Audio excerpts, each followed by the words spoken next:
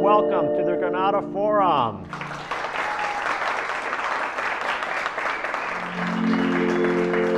Thank you. Very, very kind of all of you. Thank you. And this presentation is called The 10 Rules of Commerce. I'm going to read through the 10 rules. Don't worry, we're going to take our time and go through them one by one.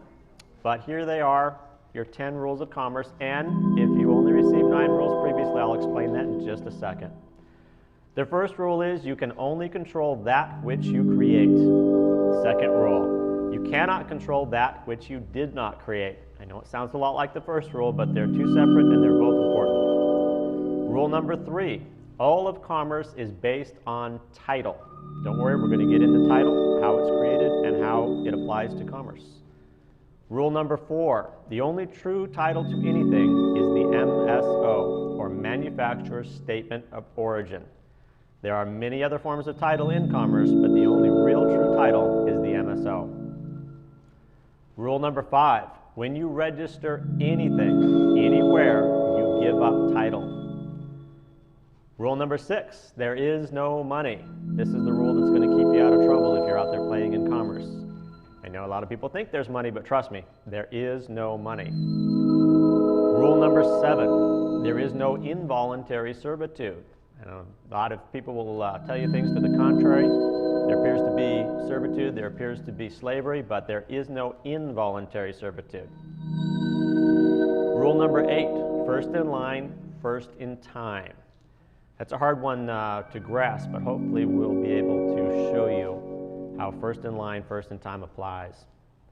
Rule number 9, do not interfere with commerce. Now that may be towards the end there, but it's actually really, really important. The price for interfering with commerce can be very, very steep.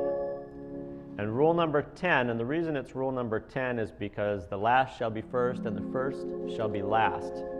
And rule number 10 is never allow anything to come between you and your Creator.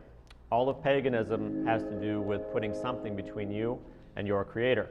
So I'm not up here to tell you who or what created you or to tell you the nature of your Creator, only that rule number 10 is never allow anything to come between you and your Creator. For the first rule, we're going to look at something that is taught in both high schools and colleges around the country. And before 1903, they had a very interesting version of it. It's called No Such Thing As. Before 1903, you could sit in a college classroom or a high school classroom, and the teacher would actually tell you there's no such thing as heavier than air flight. Of course, it would take a couple of bicycle mechanics to deduce through observation that there really is heavier than air flight. And if you happen to be sitting in your classroom, college or high school before 1903, and your teacher was telling you that there's no such thing as heavier than air flight, and you pointed out that the pigeon sitting on the windowsill didn't get there using hot air, you would be quietly asked to leave, or maybe not so quietly. No such thing as a bicycle? No such thing as over unity. And this is why it took 2 bicycle mechanics to figure out that there's no such thing as heavier than air flight is wrong. They were looking at birds' wings and birds and realized that they were flying using heavier than air flight.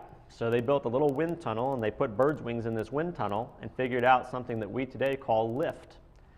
A bicycle is actually an over unity device. And if you want to test it sometime, map out 5 miles and either carry or push the bicycle in one direction and then turn around and ride the bicycle back. Time yourself both ways and see which one goes faster. Now, modern teachers today will tell you, well, bicycles aren't really over unity. What they are is a mechanical advantage. Technically, a mechanical advantage is if you're trying to lift a 10,000-pound weight, you can use pulleys and rope to move the rope 10,000 feet and lift the load 1 foot, giving you a theoretical mechanical advantage. But a bicycle isn't just a mechanical advantage. It's actually over unity. And of course, if we realize that there's heavier than air flight, we might begin to deduce through observation that some of the stuff they've been teaching us from the early 1900s to present may not be entirely correct. We're going to look at commerce today, and of course we're looking at the 10 rules of commerce. So one of the things we need to do is to define commerce. There are several different definitions of commerce out there, but we're going to use a very, very basic definition. And the basic definition of commerce is any exchange of goods and services, with or without money being involved. So money can be a medium of exchange, but it's not necessarily required for commerce. Commerce, however, is pretty much required for all of us because we don't grow our own food, and we don't weave our own clothes, and we don't make our own shoes. So since we have to engage in commerce, we're going to look at the rules of commerce, and we're starting with the most basic definition of commerce: any exchange of goods and services with or without money.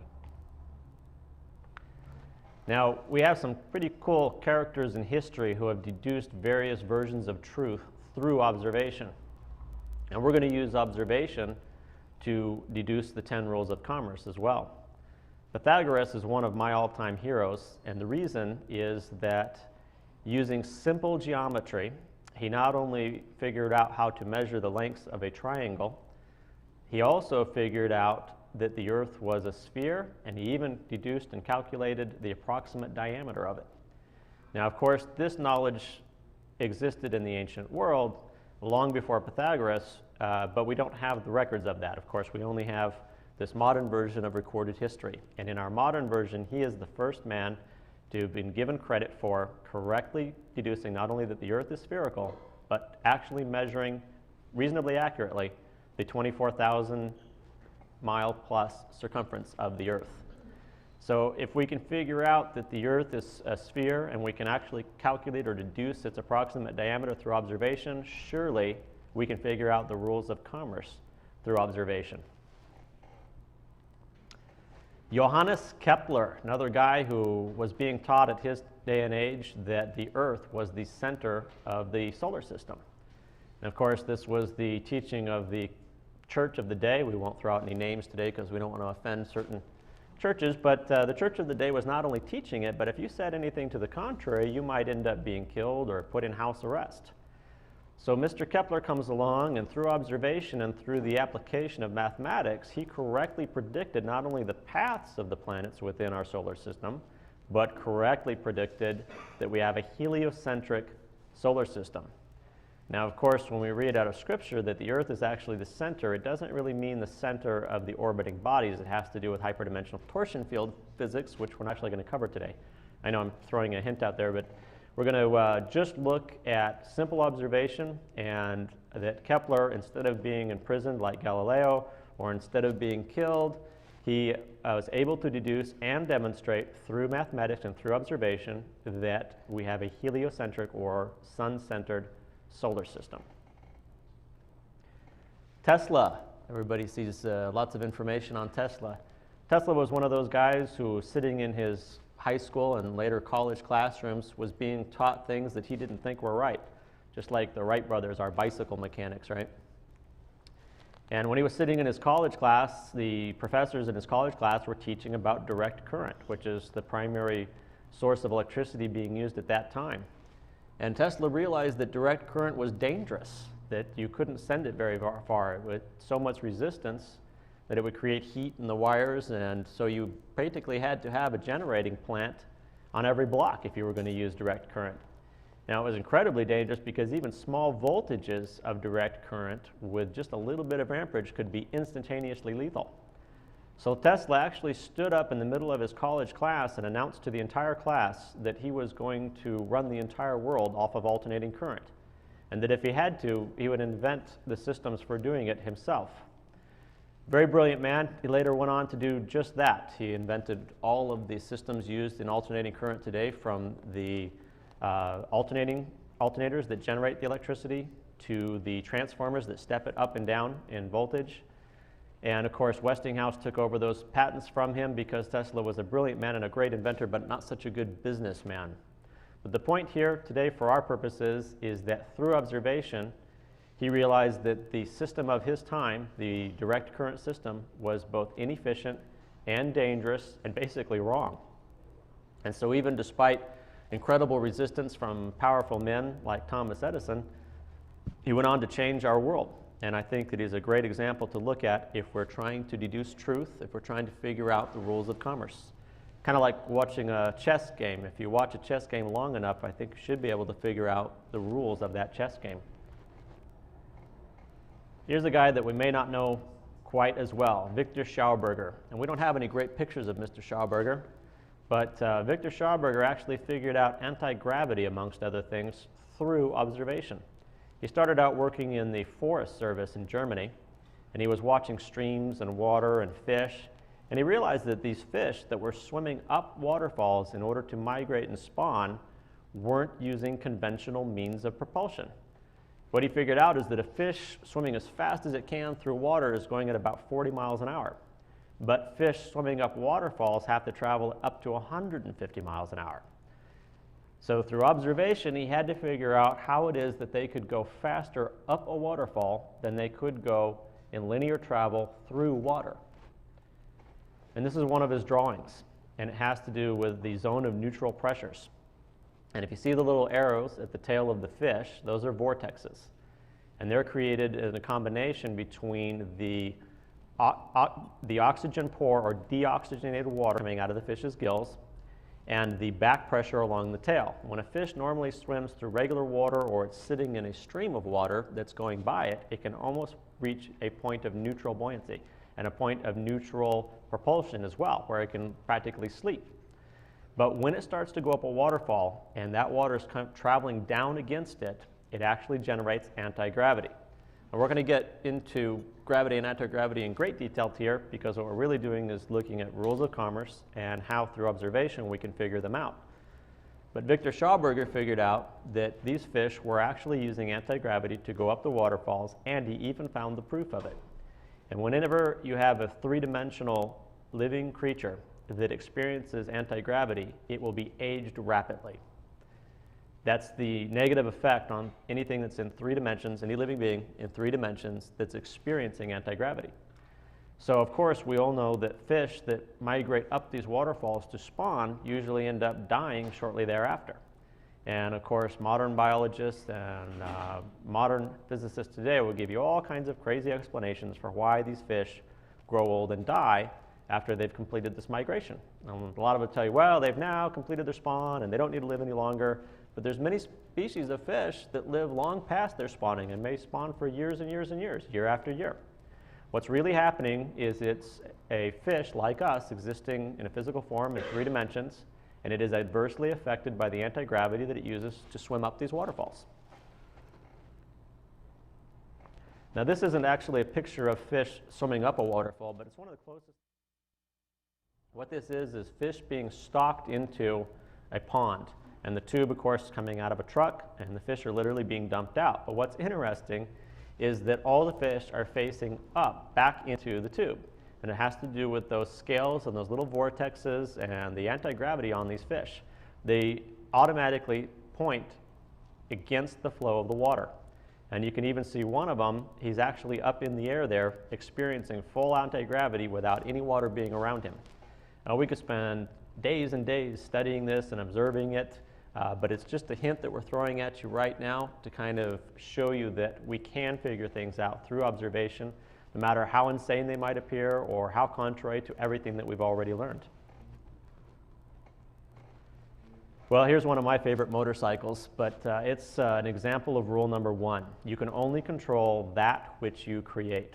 And for those of you who are kind of interested in alternative thinking and alternative views, you may have heard the crazy idea that you don't have to have license, insurance, or registration. This is not entirely correct. If you can create a means of conveyance like this motorcycle, and if you don't register it anywhere, you can travel on it as you see fit, whether or not you have any other contracts out there. But if you did not create it, and the one that created it is not offering you the true and lawful title, they're not offering you the MSO, then you have to comply with whatever rules the one that created it establishes. So if they tell you you have to wear a blue shirt on Tuesdays, you have to wear a blue shirt on Tuesdays. And if they tell you if you're not wearing the blue shirt on Tuesday, there's going to be a fine to pay. Guess what? Those are the rules for using their creation, unless they give you the full title to that. If they give you the true title to it, then you can make up the rules. And in fact, the first BMW that I ever picked up was prior to 1991. It was prior to the changes that have occurred in the Title and Registration Act. And you used to be able to pick up a brand new conveyance, car, truck, motorcycle, And the MSO, the manufacturer statement of origin, was available at those dealerships. And if you were paying cash, if you were not financing, if you didn't have an alleged lien holder, you could get the MSO, which is what I did. Now that particular motorcycle was different than this Enduro. It was actually a street bike, and in Germany, they don't really limit the speeds of the traffic on most of the Autobahn. Some of it now, they actually have speed limits out there, but what they do instead is they limit the maximum speed that a manufacturer can make a vehicle to travel on. So that motorcycle had a speed limit of 155 miles an hour, and it was set by the manufacturer, by BMW. And I had to, of course, test to see if it would really go that fast, which I did. And I got pulled over, as you might expect. And there was a brief conversation about I need to see license, insurance, and registration. I was still learning this material at the time. I was still piecing together these rules. But I had a rough idea that having that true and lawful title meant that I didn't have to comply with the regular rules. And so I looked at the officer and I told him I don't have any of that. And there was about a half-hour conversation which started out with him being very upset and very scared and very frightened. And he came up to me and asked me if I knew how fast I was going. And I told him I didn't really know because my eyes were watering so bad I couldn't quite see the speedometer. And this kind of disarmed him a little bit, kind of calmed him down a little bit, and got into a regular conversation. The next thing he needs is 3 contracts. And we're going to get into 3 contracts later and why it's 3 and why that's so important. And when I told him I didn't have any of that, he needed to know immediately who owned the motorcycle. It's interesting that if he can't establish these 3 contracts, these 3 points of contact, the next thing, almost either innate or in his training, he wants to know, well, who owns the motorcycle? And I told him, well, it belongs to a trust, and here's the proof. And I happen to have the actual MSO with me made out to a trust. And he goes back to his car, and he makes some phone calls on the radio, and he comes back up, and he says that I'm not going to issue any tickets today, but I need to know if you'll slow down, if you wouldn't mind slowing down. I said, sure, I don't mind slowing down. And then he says, listen, as fast as I clocked you going, he says, my car would be like 15 miles an hour slower than that maximum top speed. He goes, how come you pulled over? You could have just kept going and I wouldn't have caught you at all. I told him I didn't want to see him get injured trying to keep up with me. And this is all in commerce, right? I mean, we're not supposed to be injuring anybody else. But if we create it and we want to travel fast on it, there's nothing stopping us, right? Unless, of course, we have an agreement like a driver's license where we've agreed not to. The long and the short of it was that because I had the MSO, even though I hadn't created it, the one that created it did, in fact, give me the MSO. There were no tickets of all issued. There was a private agreement where I agreed to slow down so as not to create a threat or to injure anyone else. And that's pure commerce. That's pure, perfect commerce is the way that day ended. Now, that was before 1991, and that was before the changes in energy and the times we're living in today, which, as you know, right now, they might have ended a little differently no matter who had the MSO, right?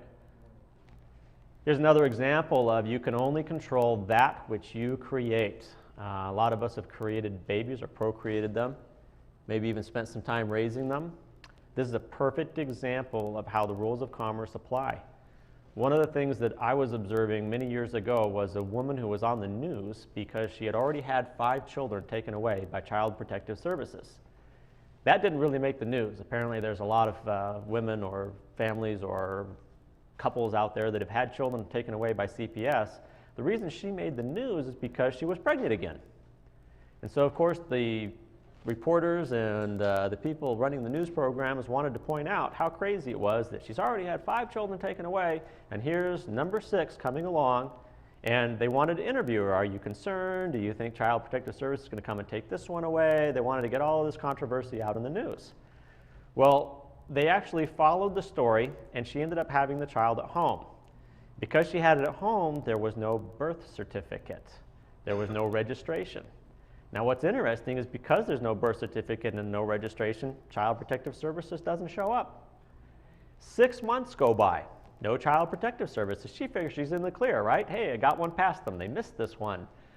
Then all of a sudden she goes to the doctor to get the immunization shots, because what are they offering? Free immunization shots. All you have to do is bring your child in. The doctor looks at the documents and says, well, wait a minute. You don't have a birth certificate for this child, and without a birth certificate, we can't give you the free immunizations. So what does she do? She goes, what do I have to sign to get the free immunizations? So she fills out the application for the birth certificate, she signs it, and she gets the free immunizations, and wouldn't you know it, 3 days, 72 hours later, guess who's knocking at the door? Child Protective Services. This actually makes the news. Now, is this full disclosure? Possibly. We know that they try to disclose everything, right? That's their defense in the end. Hey, we told you how it worked. We told you everything. We didn't hide it, right?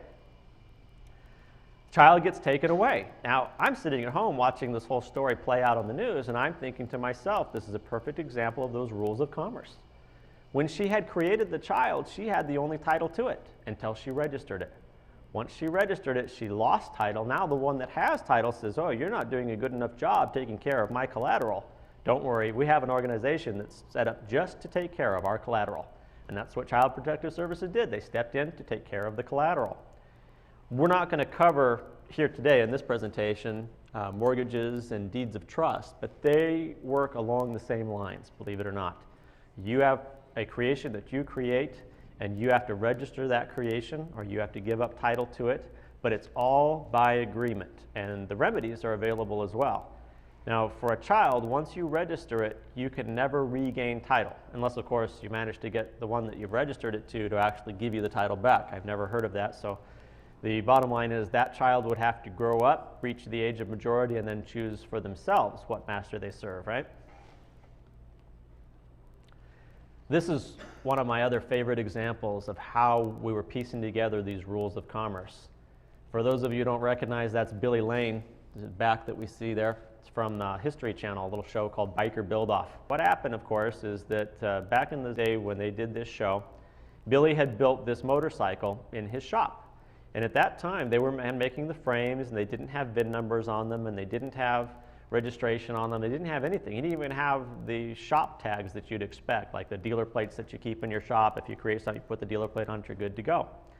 And he wanted the tank to have lots of different facets to it. And he wanted that tank to look really, really fantastic, even though it didn't carry a lot of fuel. And because of the way he welded it together, and the fact that he didn't temper anything, he didn't take the stresses out of the metal, and the fact that the twin cylinder motor that's running it was running very rough, as they always do, it tended to crack the tank and cause gasoline to leak on the motor, and lo and behold, it catches on fire. So here he is on the side of the road. It makes for great television, right? Because you have all this great controversy, a big barbecue on the side of the road. And the police actually show up, and they pull out their government-issued fire extinguisher, and they put out the flames, surprisingly quickly. And immediately after putting out the flames, which I assume is the service that the officer has just provided, the next thing he wants to know is, who am I going to bill for this service? So he asked Billy to see license, insurance, and registration. I know it sounds familiar. It goes back to one of our previous stories, right? What he's looking for is 3 contracts. And Billy turns to him in his drunken, more or less hillbilly manner, and he says, we don't have any of that because I just made this. They actually cut to commercial, and we don't hear anything until we get back to from commercial. And the announcer says that the police officer decided to take pity on poor Billy, since it had actually caught on fire on the side of the road. And he did not issue him any tickets for the license, insurance, and registration, or for not having license, insurance, and registration. But from our point of view, through observation and through looking at the rules of commerce, we see that when he said, I just made this, that's actually the MSO. He established title to his creation. And because he has title, there can't be any requirement to wear a blue shirt on Tuesday, or to have it registered, or insured, or licensed, or anything else. And because there was no jurisdiction over it, the officer ceased. He stopped right then and there. There was no further commerce to conduct. Of course, today, even if you buy one of these kits, they try to sell you a frame that already has a VIN number, that's already registered somewhere. And whether you're building it in your garage or whether you're buying it from a dealership, what you'll discover is all they're offering you is what's called an MCO, or Manufacturer's Certificate of Origin. Certificate always means copy of. It's never the original. An MSO, or Manufacturer's Statement of Origin, which is the true and lawful title, has to have a declaration of creation in it. It can be as simple as, I just made this, or it can be Ford Motor Company declares that it created such and such vehicle and describes it. Whereas an MCO is very different. The certificate, which is to do with what has been registered and the title has been lost, that says that such and such manufacturer declares that this is the first time title has conveyed in ordinary commerce. Now, just like if you're looking at algebra, basic simple algebra, just like looking at scripture, which is basic algebra, If it says that this is the first time title has conveyed in ordinary commerce, then that has to mean inversely that the true title, the true lawful title, has already conveyed in extraordinary commerce. Now, we're not going to get into really great detail about how all that works, but realistically, if you show up at a dealership and you wish to acquire an interest in a vehicle or in a motorcycle or in a boat or anything of this nature, and you're not offering them true payment, they don't have to give you true title. So you show up at the company store where the company vehicles like Phillips Dodge or whatever other company, or like the Dutch East India Company or the United States of America, and they're selling you, look, this is all company property here, and you have company script, these Federal Reserve notes. And since you're not paying in anything other than company script and it's not real money, we don't have to give you real title. And of course, if you're not smart enough to know the difference, we definitely don't have to give you real title, right? Now, rule number 1, you can only control that which you create. This happens to be the United States statutes at large. Now, codes and statutes are very interesting. To start with, they're copyright protected, which we're going to cover in the next slide. Also, if you create something, you get to control it. Now, if you come into this system of commerce, whether you're here on the earth as a living being, or whether you've come into the actual system of commerce on the waters of commerce, in order to play in commerce, you have to be able to create something. Now, if you can't grow food, and you can't create children, and you can't create vehicles, what could you create that would allow you to play in commerce? How about paper? Yeah, you could become a paper merchant. You could become a law merchant. And you could even disclose to the whole world that what you have are pagan statues, like pagan idols, like pagan priests and pagan statues and pagan idols. And you could call it the United States statutes, or United States pagan statues, however you want to call it. Or you could even go so far as to fully disclose to the whole world that it's a code. You could call it the motor vehicle code, or whatever other code. You could tell them up front, it's just an illusion, it's a code, or it's a statutes. So here's how they use it against you, and it has to do with these first 2 rules. Because they've created it, and they haven't given you title to it, they get to control it. And they took that control one step farther. They actually copyright protected it. So when they charge you with a violation of a code or statute, what they're actually doing is they're coming after you for the copyright violation, because you didn't have permission to use that private copyright protected material. Now, a traffic ticket, they hand you a traffic ticket and they want you to sign it. And right on it will have the motor vehicle code that's allegedly been violated. Now, if you don't have the right to use that private copyright protected material and you sign that piece of paper, you have now violated the copyright. And that's actually what they come after you for. It has nothing to do with whether you were speeding. It has nothing to do with that stop sign. It has nothing to do with the real and the illusion, or the fiction and the reality, or any of that stuff. What they're saying is, look, it's our private copyrighted codes and statutes, and it's the only thing we could create, and this is how we play in commerce, and you came along and violated our copyright. How about Disney? We're going to cover the magic of Disney a little bit later on, but for right now, here's Wally with this criminal copyright notice. How does it become criminal? Well, that motor vehicle code, United States code, code of federal regulation, boy, it's all an illusion, right? It's a code, it's a statute, it's a statute. These are the same pagans and the same pagan game that's been going on from Sumer through Babylon to present. And it's based on, if you create something, you can control it until you give up title through registration. So you could maybe try to get them to register their codes or statutes under you. That'd be a great game. I bet they'd get really upset, kind of like pulling the curtain back in The Wizard of Oz, right? Here's basic definition of money. And it's still in Rule 1, you can only control that which you create. And we've got a whole bunch of slides to look at for Rule 1, because it's the basic beginnings of commerce. You have to create something in order to engage in commerce. Whether you're skilled with your hands and you build houses, or whether you fix vehicles, or whether you create beautiful painting, works of art, whatever it is, you have to create something in order to play in commerce. Now money, the basic definition of money is any medium of exchange. So anything that could be a medium of exchange in commerce can be loosely described as money, with one exception. The one thing that can never, under any circumstances, be money is debt. An IOU, a promise to pay, can never at any time be money. Anybody think that there's debt floating out there that's perceived as money? What's really great is the IRS's job is to punish you for lying.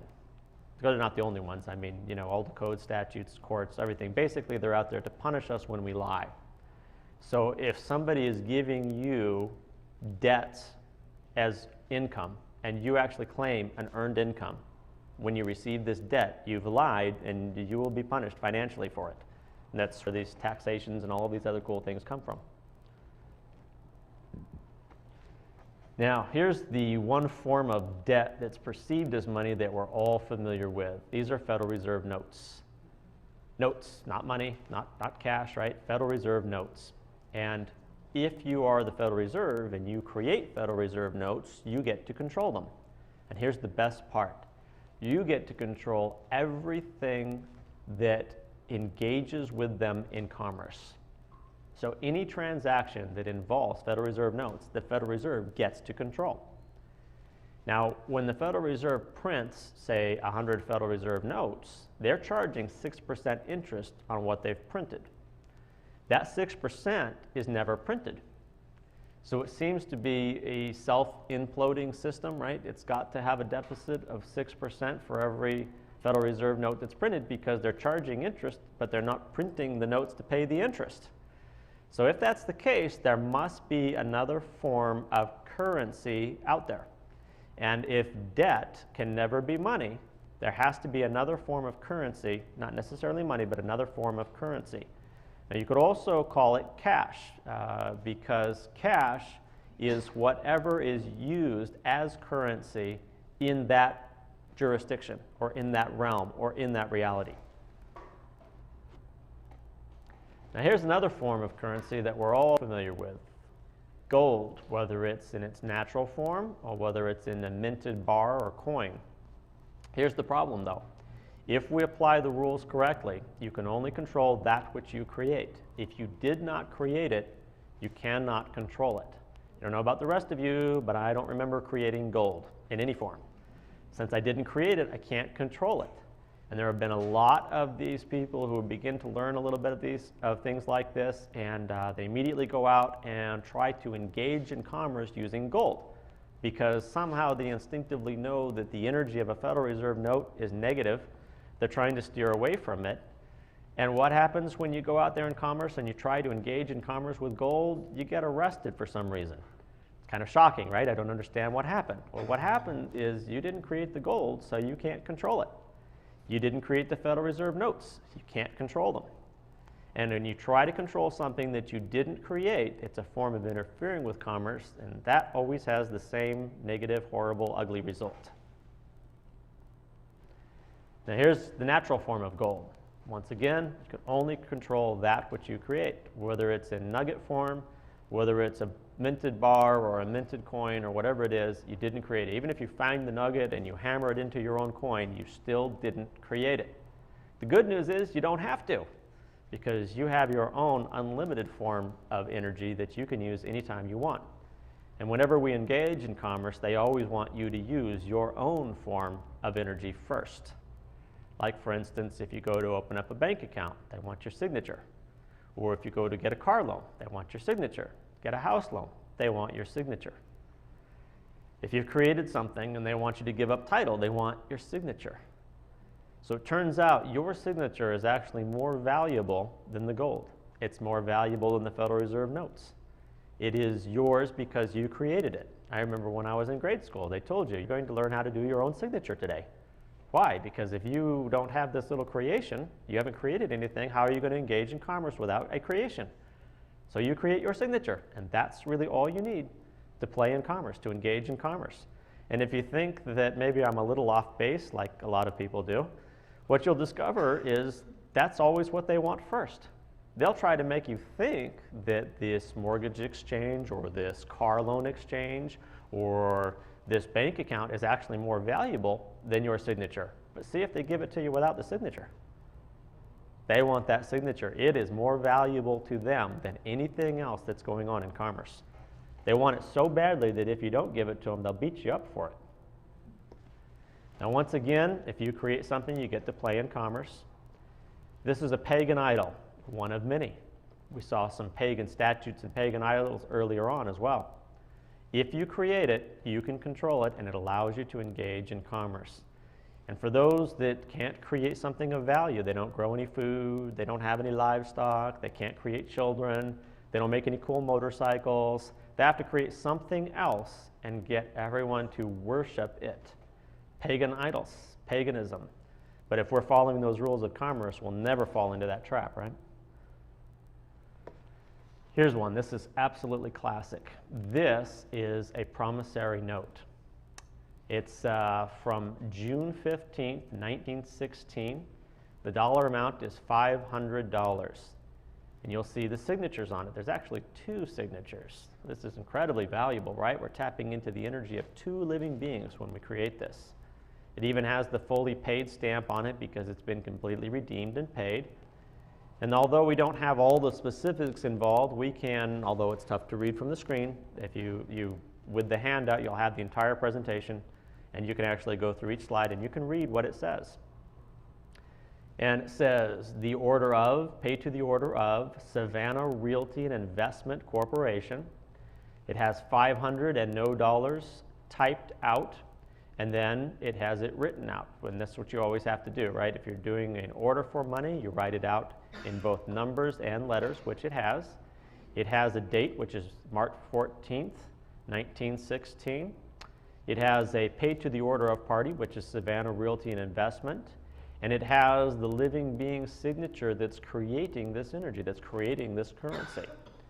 This particular promissory note also happens to have a stamp attached to it, which is a postal stamp.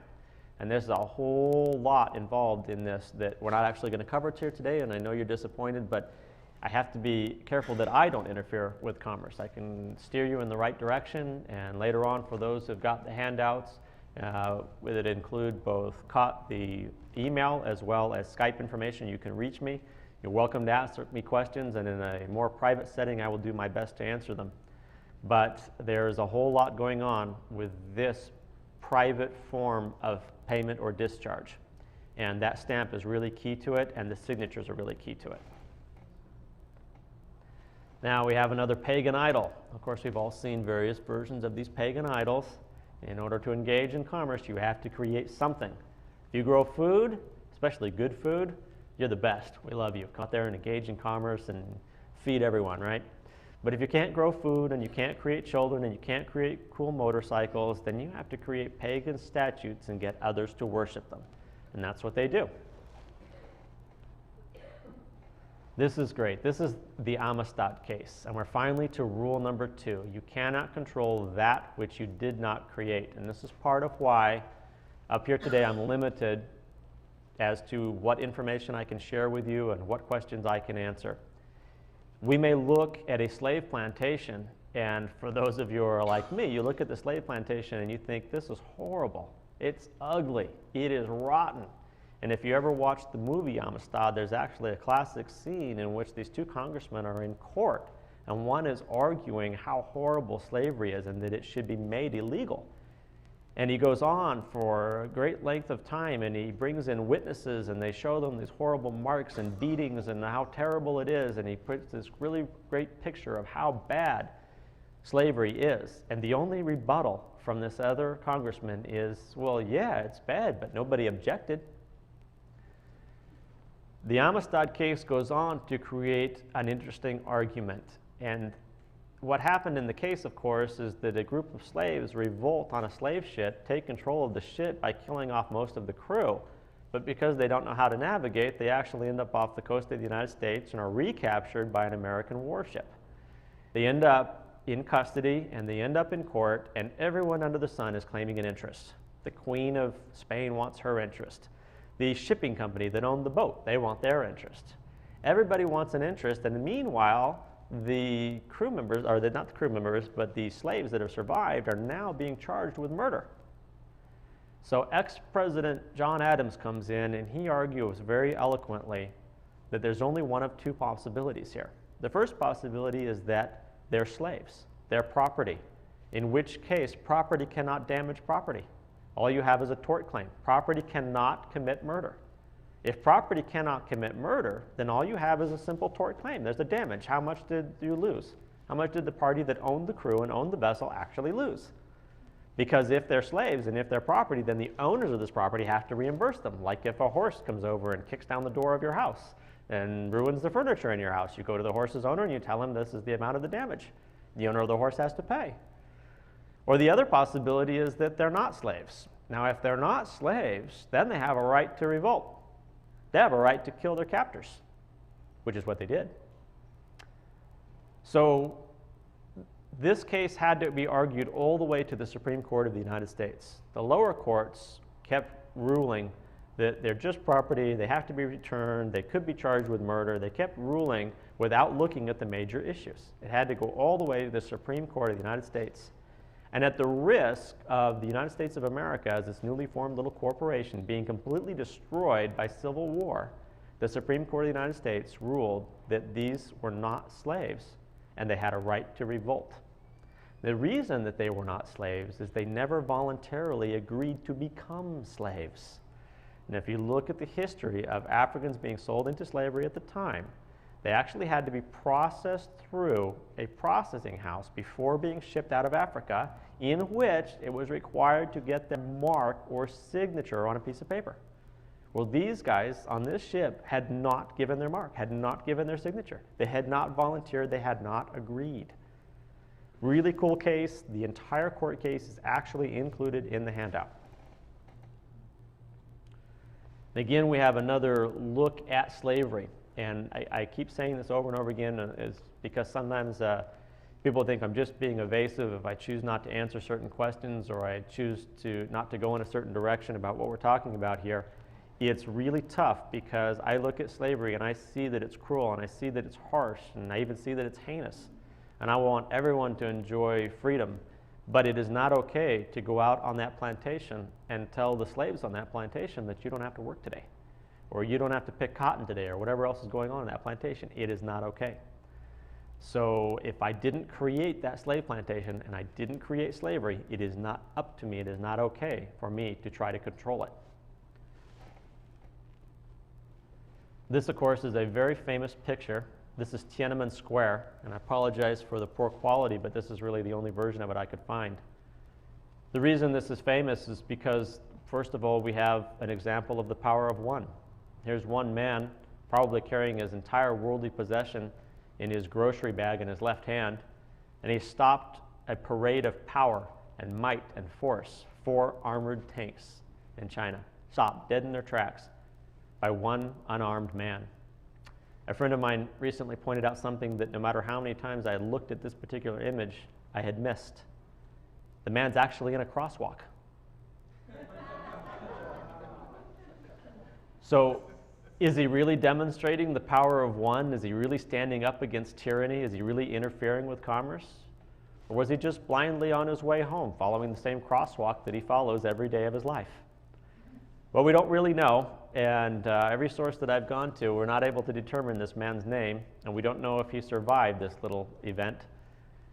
But what he did wasn't entirely appropriate. Even though we can applaud him, even though we can say it's a fantastic demonstration of the power of one, the only way to stand up against slavery is demonstrated by Mahatma Gandhi, and it's referenced in the laws that preceded that.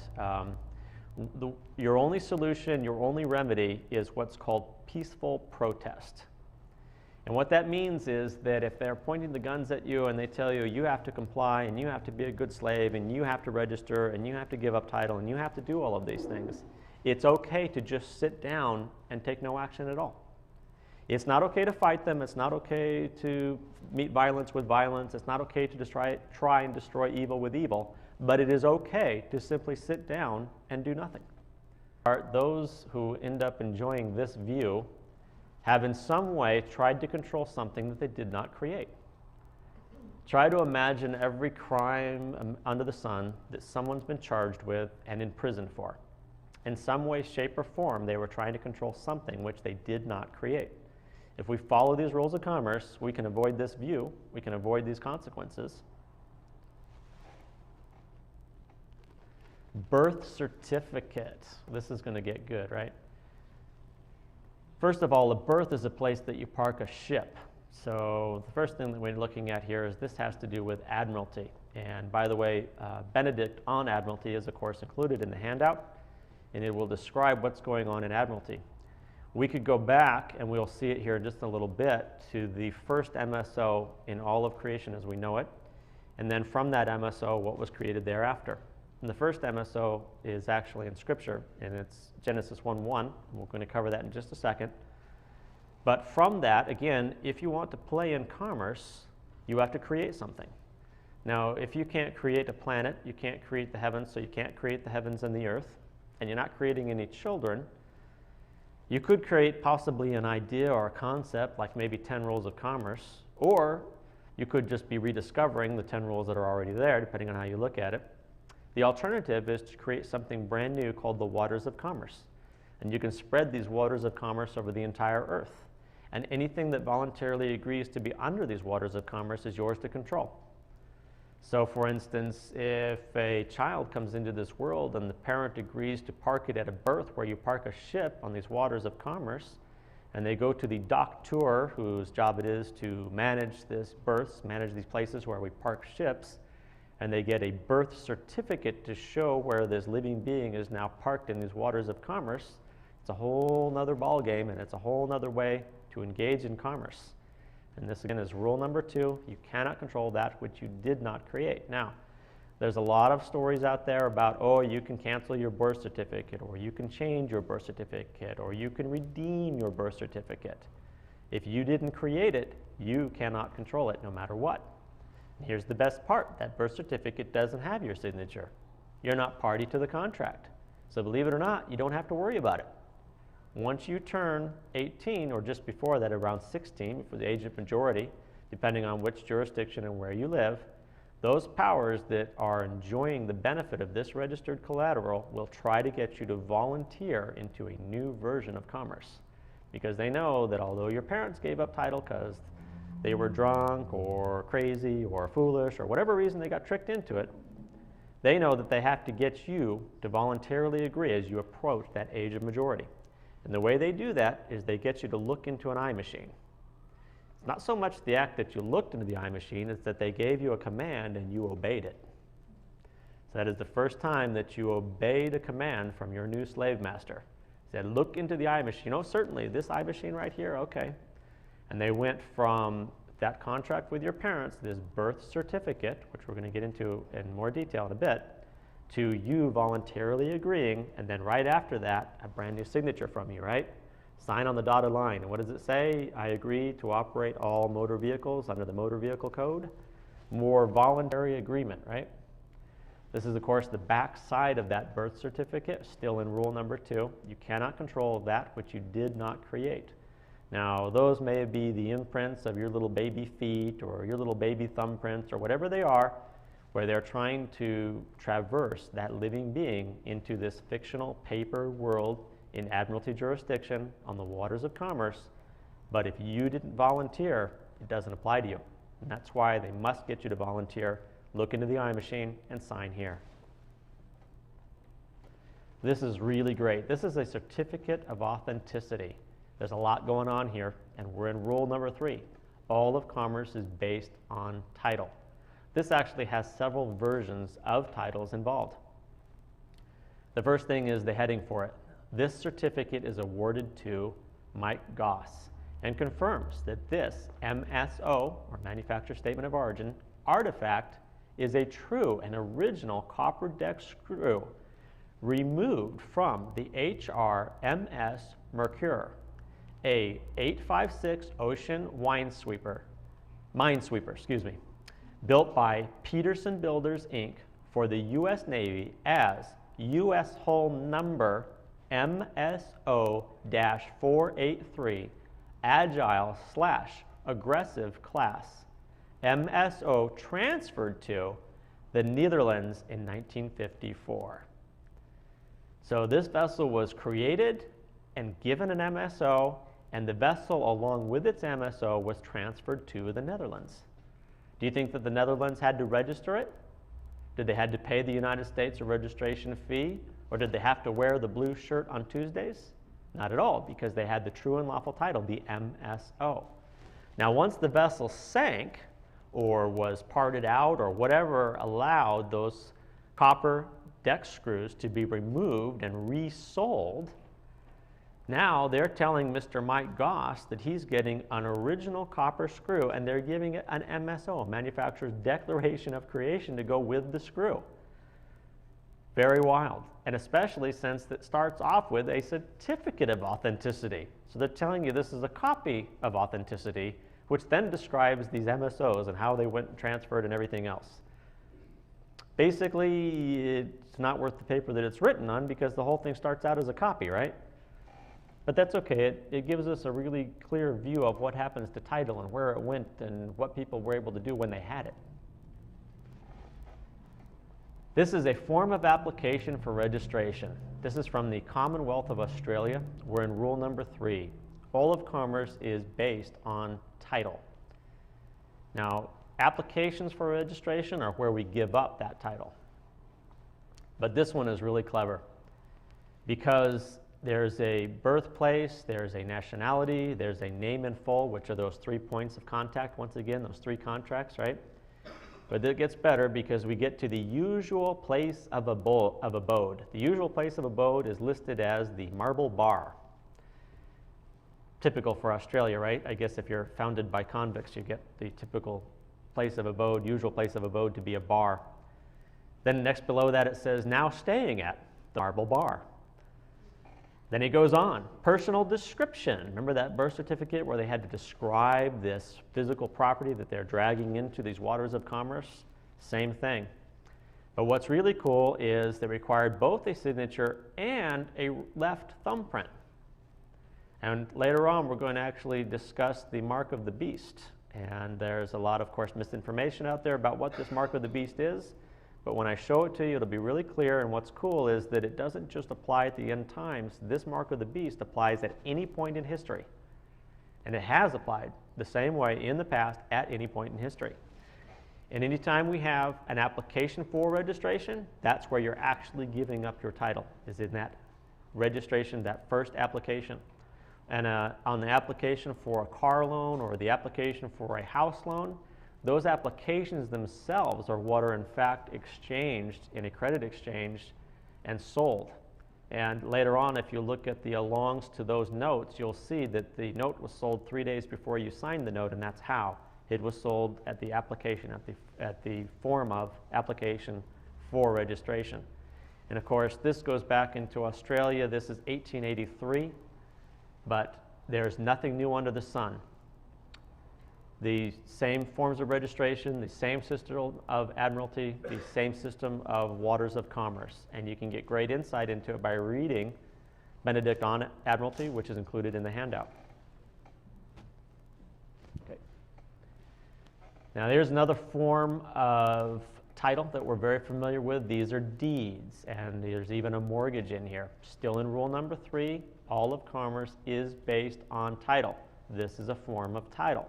We're going to get into greater detail about how these forms of title are created and how they apply in real estate, but we will be limited as to what we can cover, because I don't want to interfere with commerce, but at the same time, I do want to give you some great insight into these deeds and these titles. And title is how the physical reality and living beings are dragged into this illusionary world of commerce of admiralty. So you have these waters of admiralty and the illusionary world of commerce. And that transition between them is these titles, these MSOs, these MCOs, these deeds, these mortgages, and other contracts.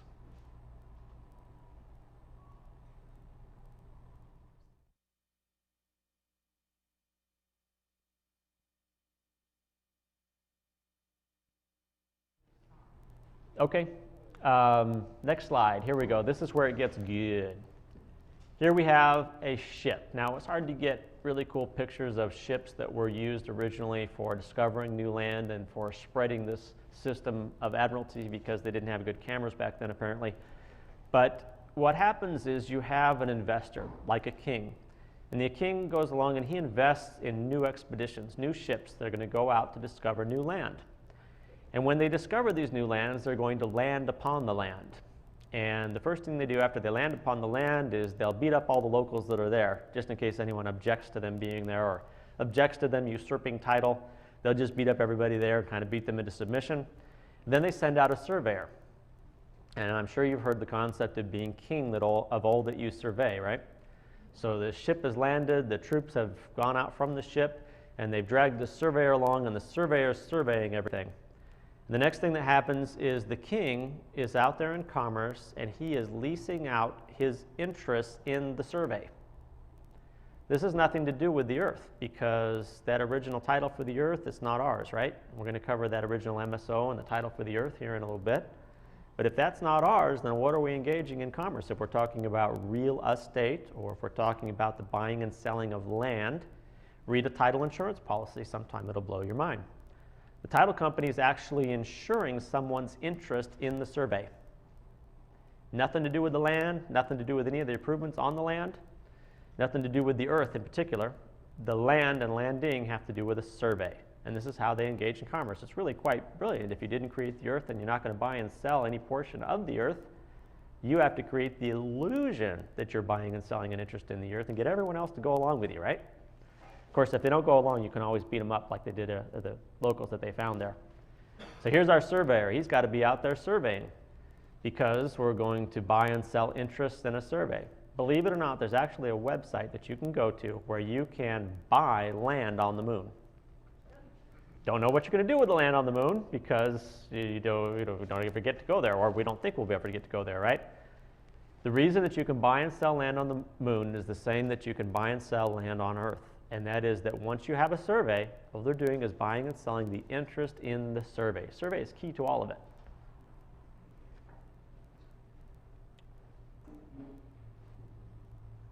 Away. Now we've all heard of land being sold by lot. Land being sold by lot is different from a survey.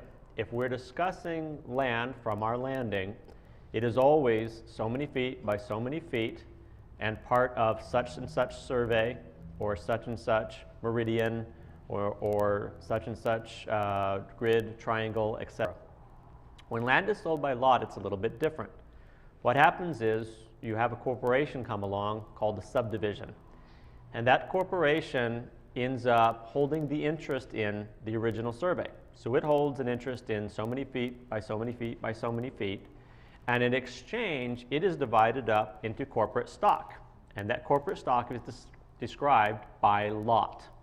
So you'll have lot number 1 through 300 of subdivision such and such. Now, when you hold an interest in the corporate stock, it's different than holding an interest in the survey because the one that holds the interest in the survey actually has a higher position in title than you do. That has to do with first in line and first in time. And if you read scripture, buying and selling of land by lot is almost a curse. And it's one of the things to look for in the end times. What they're telling you is you're not even worthy to hold an interest in the survey, so instead we're going to give you an interest in corporate stock and give the corporation, this dead corp body, a higher position and title than you. Title insurance policies. We covered this just a little bit earlier. A title insurance policy is really interesting to read. What you have is a title insurance company that agrees to insure someone's interest in a description, whether it be that corporate stock or whether it's that land survey. The buying and selling of land, we also covered that you can actually buy land on the moon. There's a website, and it's based on a survey of the moon conducted from an alleged landing based on the Apollo missions. You're a little giggling, I know. Wasn't there. I don't know if they landed or not. Can't tell you they did, so we're not going to discuss that. What we're going to say is if there was an alleged landing, you can go from an alleged landing to an alleged survey, and then you can buy and sell interest in that survey. And you can even get title insurance for your interest in that survey. Dock, dock tour, and waters of commerce, which we covered earlier. How the dock is the guy who keeps charge of the vessels that are parked on the waters of commerce. And all those vessels that get parked on the waters of commerce have to be parked in a berth. The birth certificate. This is the copy of the proof of what property is parked at that berth. All forms of title. The manufacturer's statement of origin, rules 1 and 2. We did cover those in pretty great detail. Manufacturer statement of origin, it's like Billy Lane. I just created that. I just made that. That's an MSO.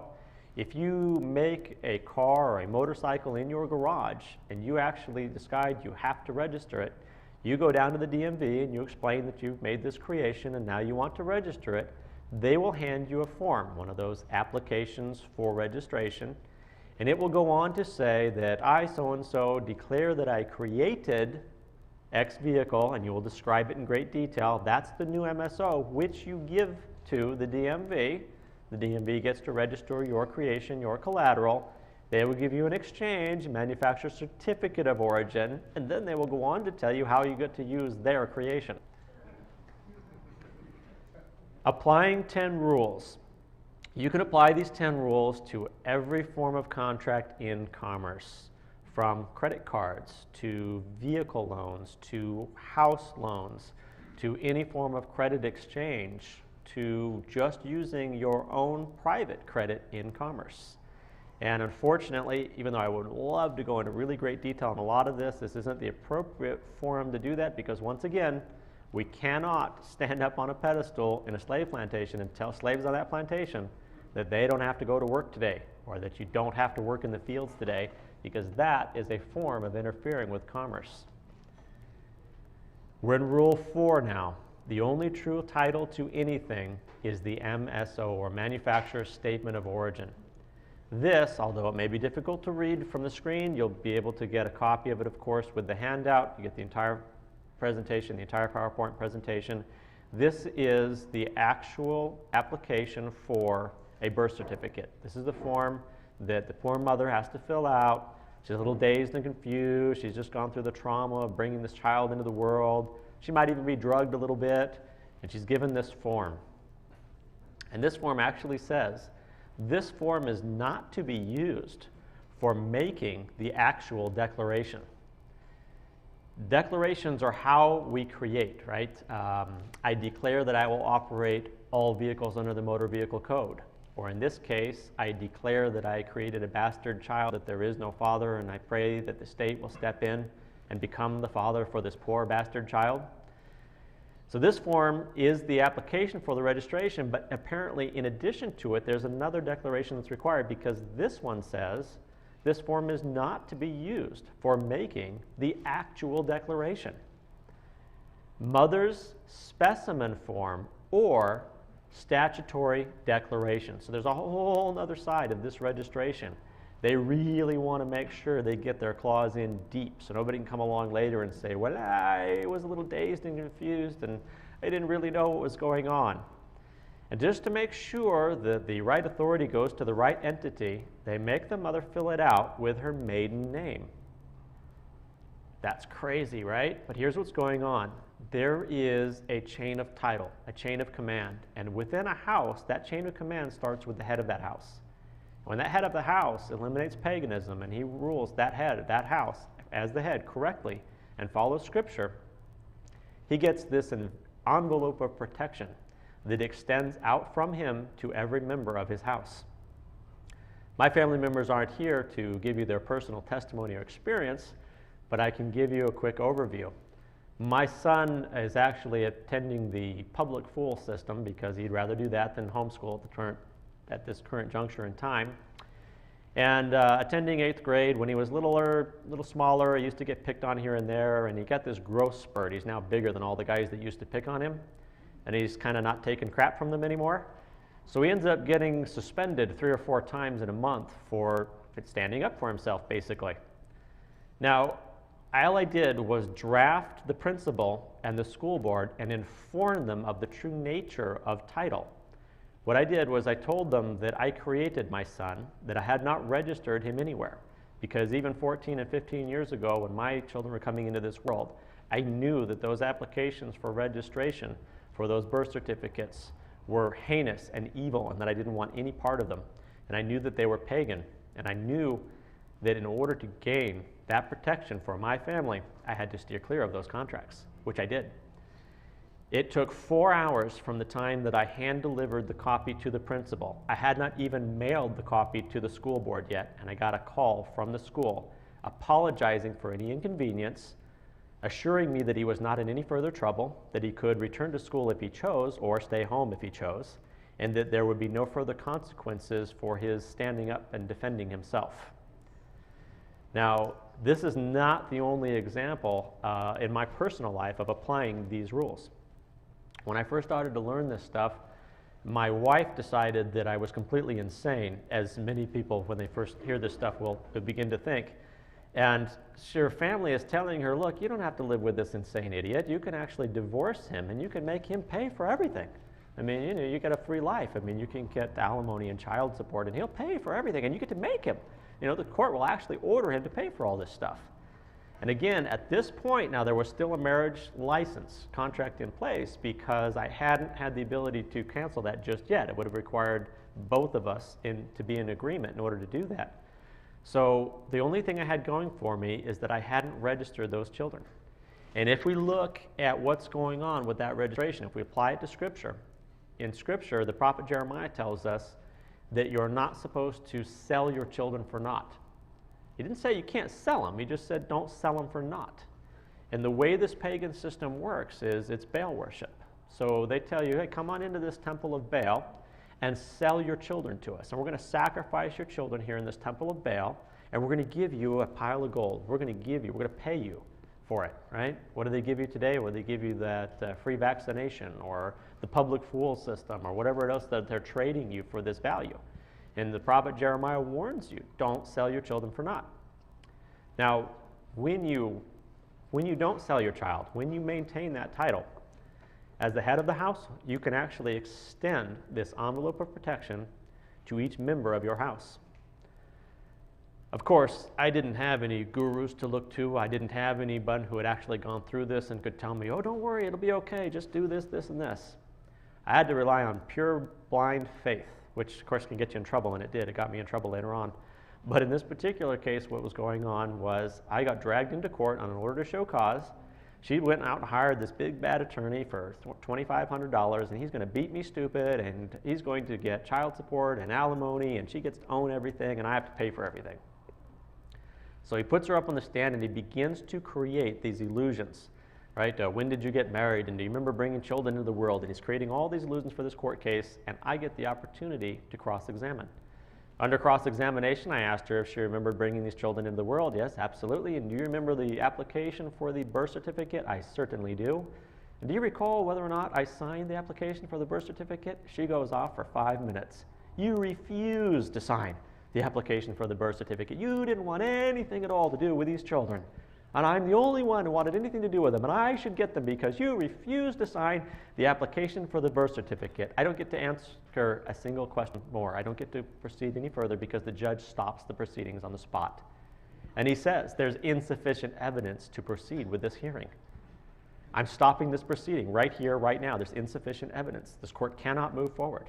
And those children are leaving here with him.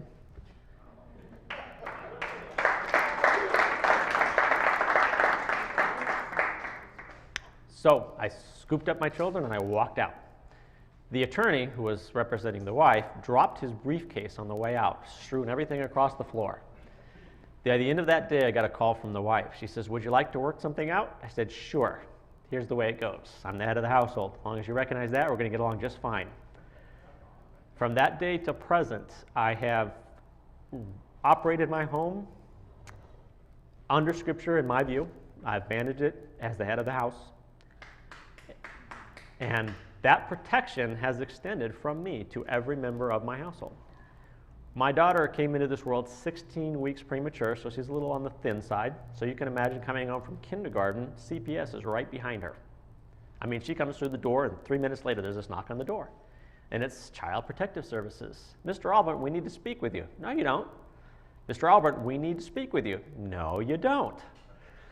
This went on for about 5 minutes. I finally warned them that they were trespassing on private property. They needed to leave immediately, which they did. I then drafted the school.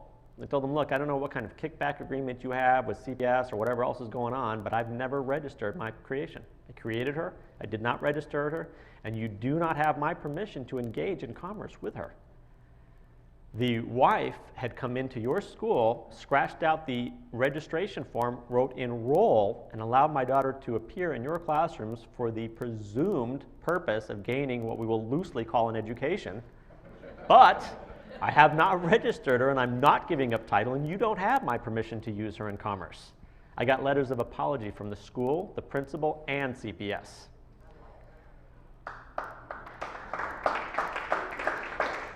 So these are when even if we were just blindly following Scripture, which is pretty much what I was doing at the time. Like I said, I didn't have any gurus to look at. Nobody came along and said, look, I've been living this for 20 years, and if you do this, you'll be fine. I didn't have any of that.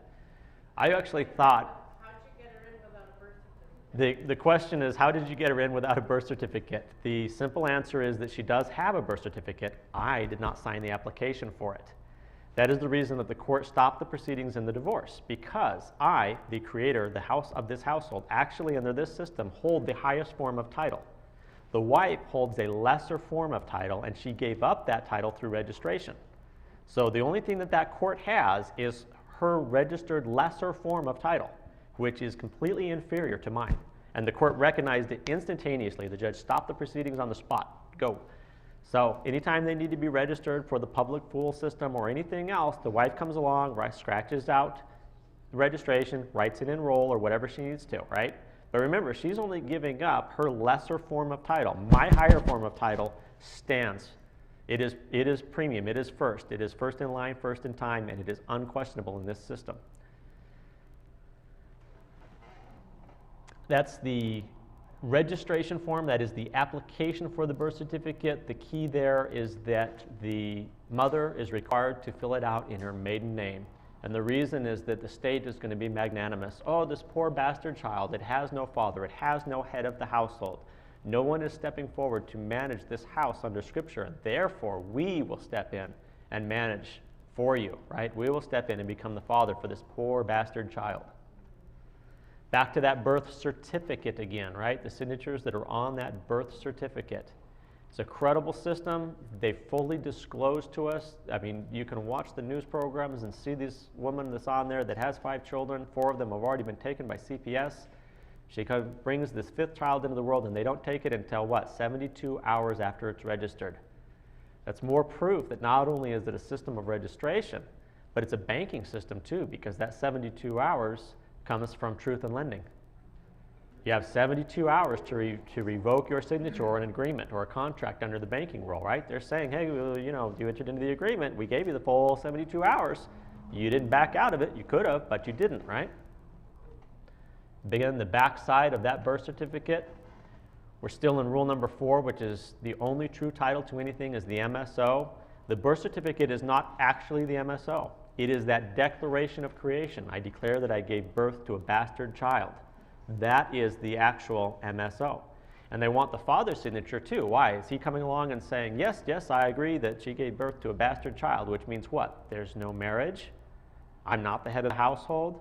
I'm not accepting my responsibility under Scripture or under creation, and therefore something or someone else has to. This is great. This is the pictorial cover page in a 1611 uncopyrighted King James Bible. Now, don't misunderstand me. I'm not touting King James or necessarily the King James Bible. What's interesting is that it's one of only a handful of uncopyrighted scriptures on the planet. This right here is government-issued picture ID.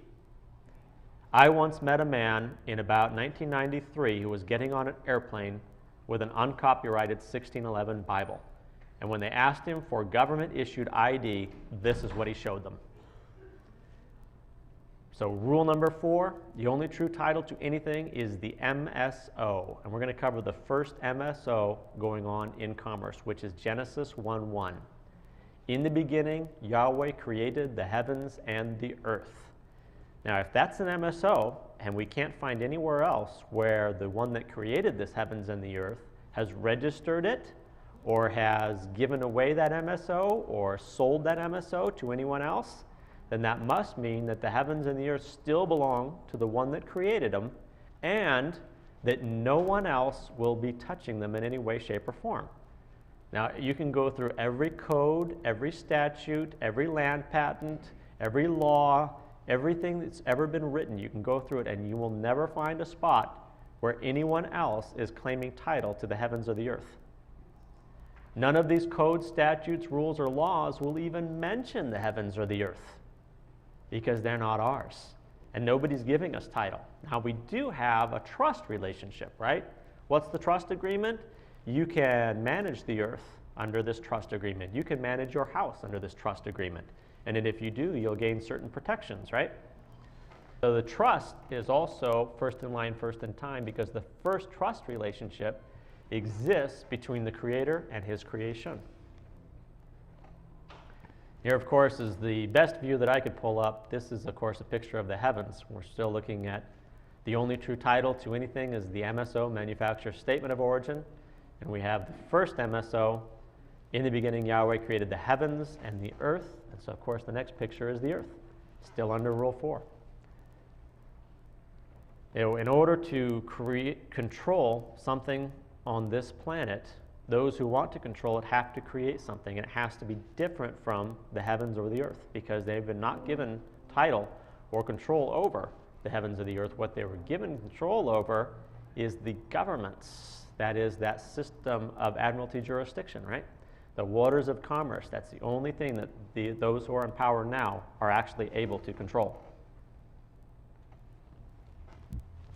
When you register anything, anywhere, you give up title. This is rule number 5. And again, we're looking at the application for the birth certificate, because it is in that application that you declare that you've created it and that you give up title to it through registration. Application for title or registration for a vehicle works the same way, right?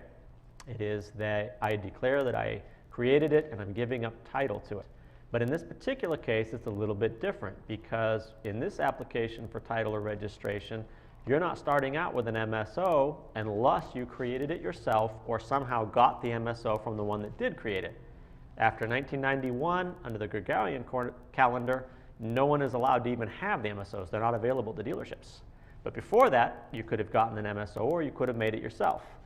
This one starts out with you having a certificate of title, which you then give up. So you're actually giving up your copy of title in order to register it.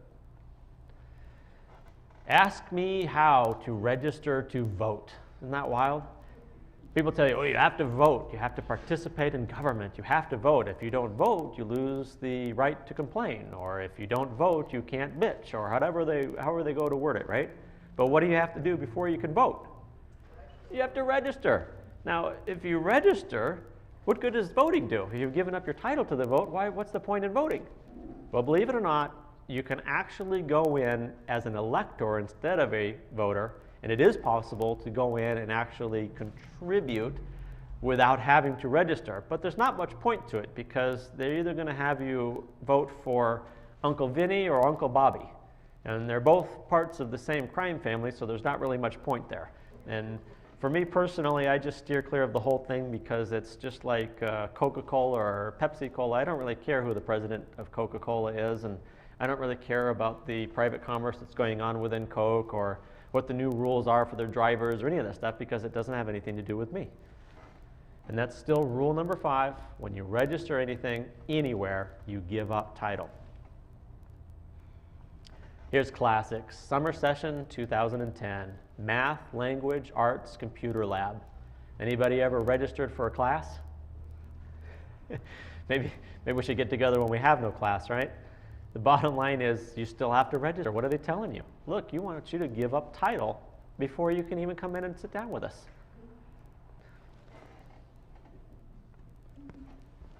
Rule number 5 continued. When you register anything, anywhere, you give up title to it. This is a Maine voter's registration application.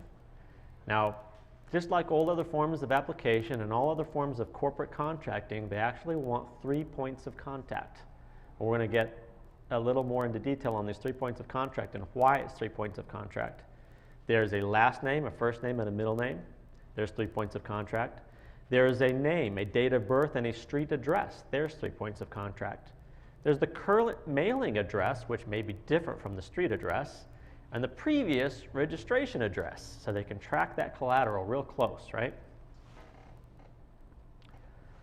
Rule number 6, starting to get into some good stuff. There is no money.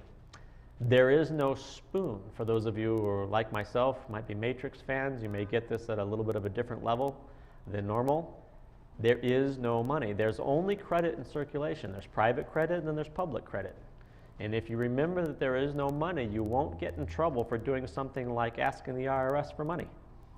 You won't get in trouble for like robbing a bank for money, right? Because you'll realize there is no money. The cool flip side of that is that if there is no money, there must be something else going on, and there is. It's your private credit, it's your energy, it's your signature. And trust me, it's worth more than all of the public credit that's out there. And in fact, they actually had Alan Greenspan, when he was still the chairman of the Federal Reserve, actually interviewed on the History Channel program about the Federal Reserve and about money, and he actually disclosed to the whole world that Federal Reserve notes are not backed by anything. Well, what he said was, they're not backed by gold, they're not backed by silver. Because what they're backed by is the full faith and credit of the people of the United States. Oof, your credit backs the Federal Reserve? Well, wait a minute, if your credit can back the Federal Reserve, doesn't that mean that you can just use your credit? You don't really have to convert it into another form of currency, do you? Mortgage loan application, kind of the same thing. The mortgage loan application is actually a credit exchange. You're going to exchange your private signature for discharge of an indebtedness. The indebtedness was created by a purchase and sale agreement. And unfortunately, I can't go into great detail on mortgages in specific and deeds of trust and all of that because I really want to stay away from interfering with commerce. But suffice it to say that if you pick up the handout and you do some of the research, and you can contact me by Skype or by email and let me know, hey, I'm doing the research and I'm getting this stuff and I want to know which direction to go in, I'll be very happy to steer you in the right direction. We've got outstanding websites that are already on the handout, and I'll tell you which ones to go to. And you can learn all about deeds of trust and mortgages and the remedy for them and the whole 9 yards. Here's a specific promissory note, still in rule number 6. There is no money, only credit, public credit and private credit. And no one can ever require you to use public credit. In fact, if any entity or anyone is requiring you to do business with a third party in order to do business with them, it's a violation of RICO.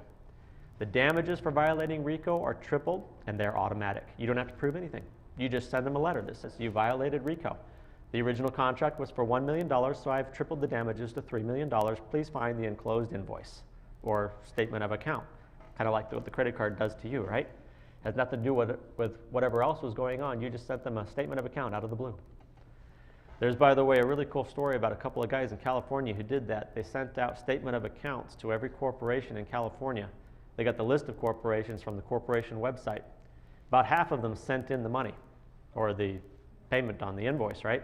What they did was they created a really nice invoice, and it said, invoice for $395 for services rendered.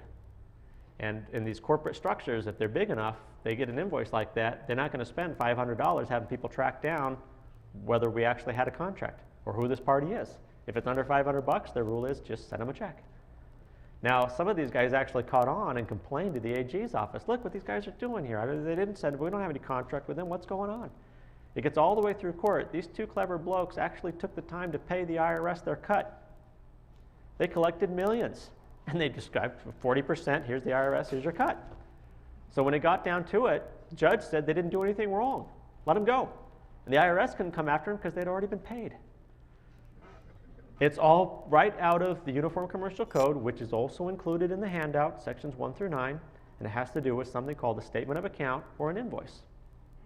Upon receipt of either a statement of account or an invoice, the party receiving it always has the same options. You can do nothing, in which case you owe the full amount. You can argue it. I don't know who you are, I didn't do business with you, this isn't Friday, whatever it is. You can argue it, in which case you owe the full amount. Or you can correct it and return it. What should you correct it to? 20 cents, 10 cents, 0?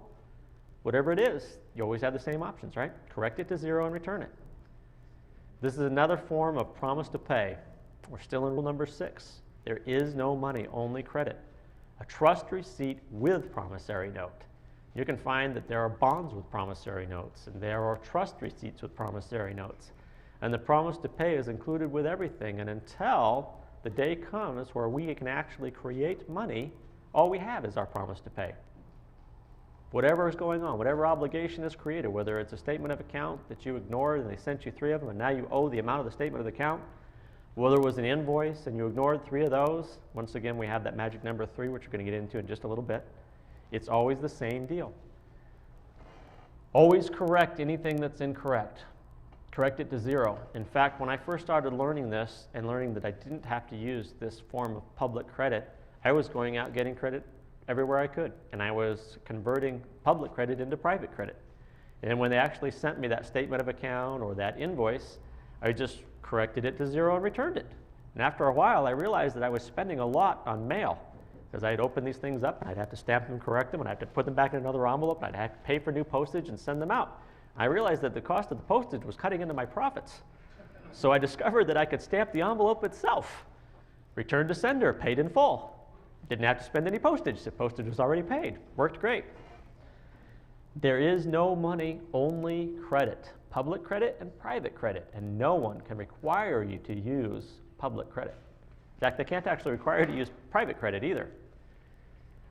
Rule number 7, there is no involuntary servitude. Now, I know a lot of people are going to say, oh, of course there's involuntary servitude. Let's look at all the poor Africans that were kidnapped from Africa and sold into slavery, and it was completely involuntary and it's completely unfair.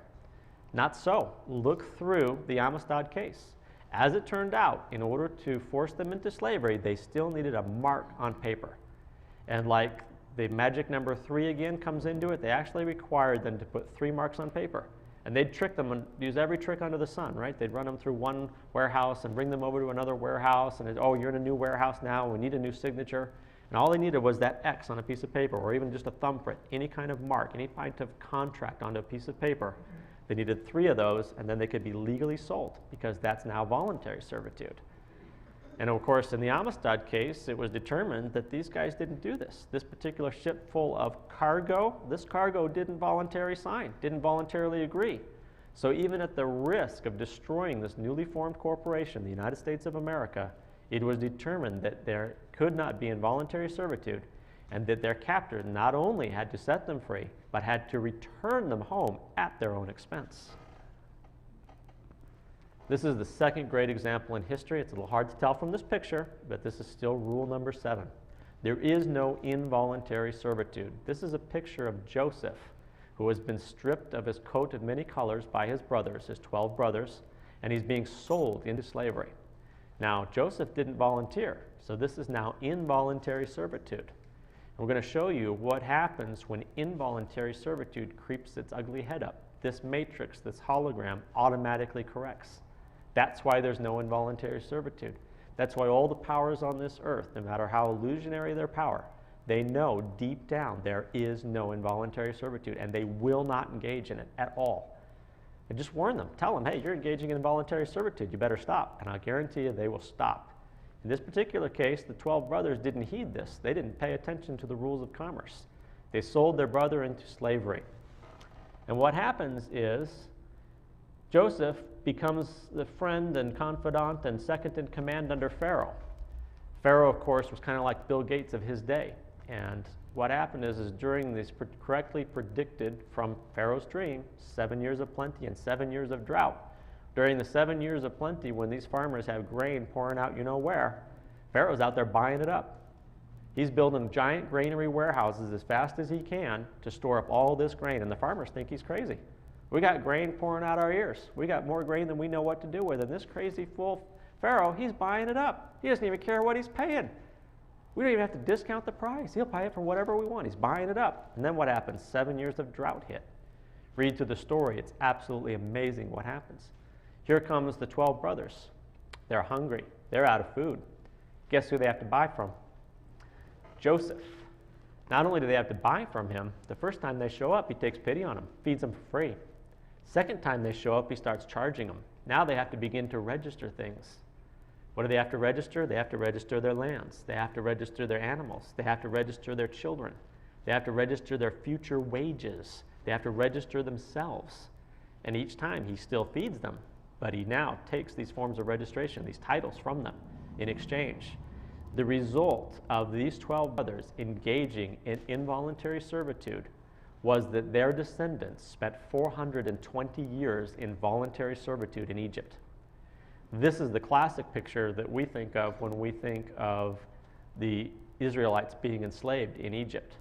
But it's actually a little bit different because it wasn't involuntary servitude, it was voluntary servitude through registration. The same type of servitude that we see today, the same type of registrations, the same type of documents. As it turns out, there's nothing new under the sun. It's the same game. It's been played on this earth from Sumer through Babylon to present. And it's always the same. You have to register. There is no involuntary servitude. They will shy away from it. They will steer away from it. They will not engage in involuntary servitude. That's a powerful tool once you get it. If you combine that with there is no money, you will do really well, and you can stay out of trouble for the most part. What about the fraud of non-disclosure, though? Okay, there's a question of what about the fraud of non-disclosure? They don't tell people when they sign an application. There's no disclosure. Okay, we're going to get to answers later, and I will answer it, but I'm actually going to answer it for now. The way it works is this. If you have ever in your life used public credit, a Federal Reserve note, when you use that Federal Reserve note, like the first time that your parents sent you to the store and they gave you $1 and said go buy gum or whatever happened, however that went, when you use that public credit, you become a banker. Not only do you become a banker, but you're now telling the whole world that you're an expert in commerce and an expert in banking. So is it required that they sit you down in a classroom and tell you, oh, look, it's all voluntary and this is this form of commerce and this is this and we're going to disclose everything? It's not their requirement. It's not their job to make sure that you can read. It's not their job to make sure that you understand the contract. Let's take a look very briefly, because I don't want to go into great detail, but mortgages. If you're looking at a deed of trust, read the deed of trust. A very good friend one time told me they made 2 mistakes. Their first mistake was they taught me how to read, and the second mistake was they gave me something to read. The deed of trust discloses everything. I hear this all the time. They've committed fraud, and I'm suing the mortgage company for fraud because they committed fraud, and therefore I'm going to win because they've committed fraud. Read the deed of trust and show me the fraud. They tell you in the deed of trust everything that's going to happen. They tell you that you're going to sign a promissory note, and they're going to sell it. They tell you that when they sell it, they're going to take those proceeds and put it into escrow. They tell you that anything that's left in escrow that you don't claim is abandoned and they get to keep it. Where's the fraud? That deed of trust says that you're going to come in there with property which you hold fee simple and you're going to convey it to them and make them the landlord and you're going to become the tenant. Where's the fraud? They tell you that if you're the tenant and you don't pay the rent, we're going to kick you out. Where's the fraud? There's no fraud. They've fully disclosed everything, not just within that deed of trust, not just within that specific contract, but within all of their Code of Federal Regulations, within the Uniform Commercial Code, within everything they do. You can actually look out there and observe commerce, and the full disclosure is right there in front of us. Did they tell us that if you don't take care of the state's child is they're going to send in the CPS and take the child? Absolutely. Did they give you the full disclosure? Did they even put the story on the news so you can see how it goes? You bet they do. It's our job to educate ourselves. It is for a lack of knowledge that a people become enslaved, right? So the handout is designed to help you with that. It's designed to steer you in the right direction and to show you that disclosure. And there are some really great websites that do a better job than I can of describing the deeds of trust and describing what's going on in them. And you'll see, man, there's no fraud at all. The cool part, though, is that a deed of trust, like all other unilateral contracts, has a simple remedy. And it's actually within the document itself. So that's all I'm going to cover on mortgages, unfortunately, because, again, I don't want to cross that line into interfering with commerce. Continuing with Rule 7, there is no involuntary servitude. Now, we might look at this and say, well, this is pretty harsh here, and they've got the guns drawn on him, and where's the voluntary part? The voluntary part was back when he signed that application for the driver's license. Back when he obeyed his first command and looked into the eye machine, that's the voluntary part. Rule number 8 is kind of tough. First in line, first in time. We've covered it a little bit with the head of the household and his claim of title over that house, and how we can extend that envelope of protection to every member of the house because he's first in line, first in time. This example happens to be United States of America's patent for an invention. Of course, in order to get the patent, you have to what? Register for the patent. You have to fill out the application for the patent and register your creation, and now the state takes, or the king takes advantage of your patent, and you get to take what, the middleman fee, or however that works out. But a patent is a perfect example of first in line, first in time. I actually have a little bit of a better example as well. I noticed this the last time that I was in this area. This is the wrought iron gate that is around the Disney studios in Burbank. And as I was in a car sitting on the back seat, and as we went around it, I came across this view of one of the posts. And of course, if we know it's the Disney studios, we can look at it and go, sure, that's the Mickey Mouse symbol, Disney's corporate symbol. But it's actually more than that. We've all heard of the magic of Disney and the movies that they produce, and believe it or not, they disclose a lot of the stuff in there. A whole lot of it, in fact, more than we could imagine. And if you have the magic of Disney, and this little image, this pictogram here, also represents something else that has magic in it. We're still in rule number 8, first in line, first in time. And again, it's really hard to show first in line, first in time, because I can't pull up pictures of everything that's been recorded in a county recorders, and I can't pull up all the registrations for a child and show you, well, the one that's first in line has the highest claim of title. So we're going to look at it a little bit differently. That's a water molecule. Ever heard of the magic of water? Water has magic properties, and it has to do with what's called the hydrogen bond. What's magic about it is that in its liquid state, when you go to freeze it, it's the only molecule that when it goes from its liquid state to a solid state, it expands instead of contracting. And it's said that this happens because of this magic bond between the hydrogen and the oxygen, or this magic properties of water, or the magic bond of hydrogen. And of course, you have the magic of Disney, right? We're still in Rule 8. First in line is first in time. And this is the greatest example of it. Lilo and Stitch. Now, of course, Disney is really powerful, and they have a lot of copyrights, so you have to find an uncopyrighted image if you're going to present it in a public forum like this, which I did. It's an uncopyrighted image. This story is really cool, and I remember watching it when my children were a bit younger. This story has to do with Stitch, who is an illegal alien creation that escapes to Earth. Upon escaping to Earth, it gets run over by a truck. Upon being found after being run over by the truck, it gets put into a dog pound. Now, while in the dog pound, it scares off all the other animals, and they're hiding in the rafters.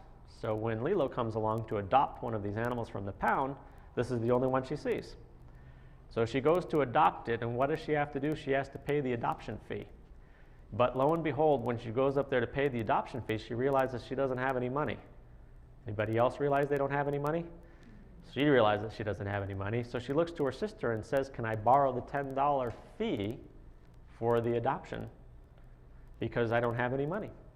So the big sister hands the little sister the $10. The little sister hands the $10 to the clerk, and the clerk hands over a receipt. We don't see this receipt at that particular moment in time. We see the receipt again later on in the movie. And it turns out it's a UCC 1 from the state of Hawaii. Because, of course, the movie goes on in the state of Hawaii. It's carried out in the state of Hawaii. What happens, of course, is that the illegal alien creation is eventually captured by the alien authorities that have been hunting it down. They're now going to take this illegal alien creation off to be destroyed. What you have is a CIA officer who's involved in the movie, and he knows what's going on with contracts, and he knows about the rules of commerce. And he looks at the little girl and he says, didn't you pay for him? Well, yes, I did. Do you have the receipt? I do.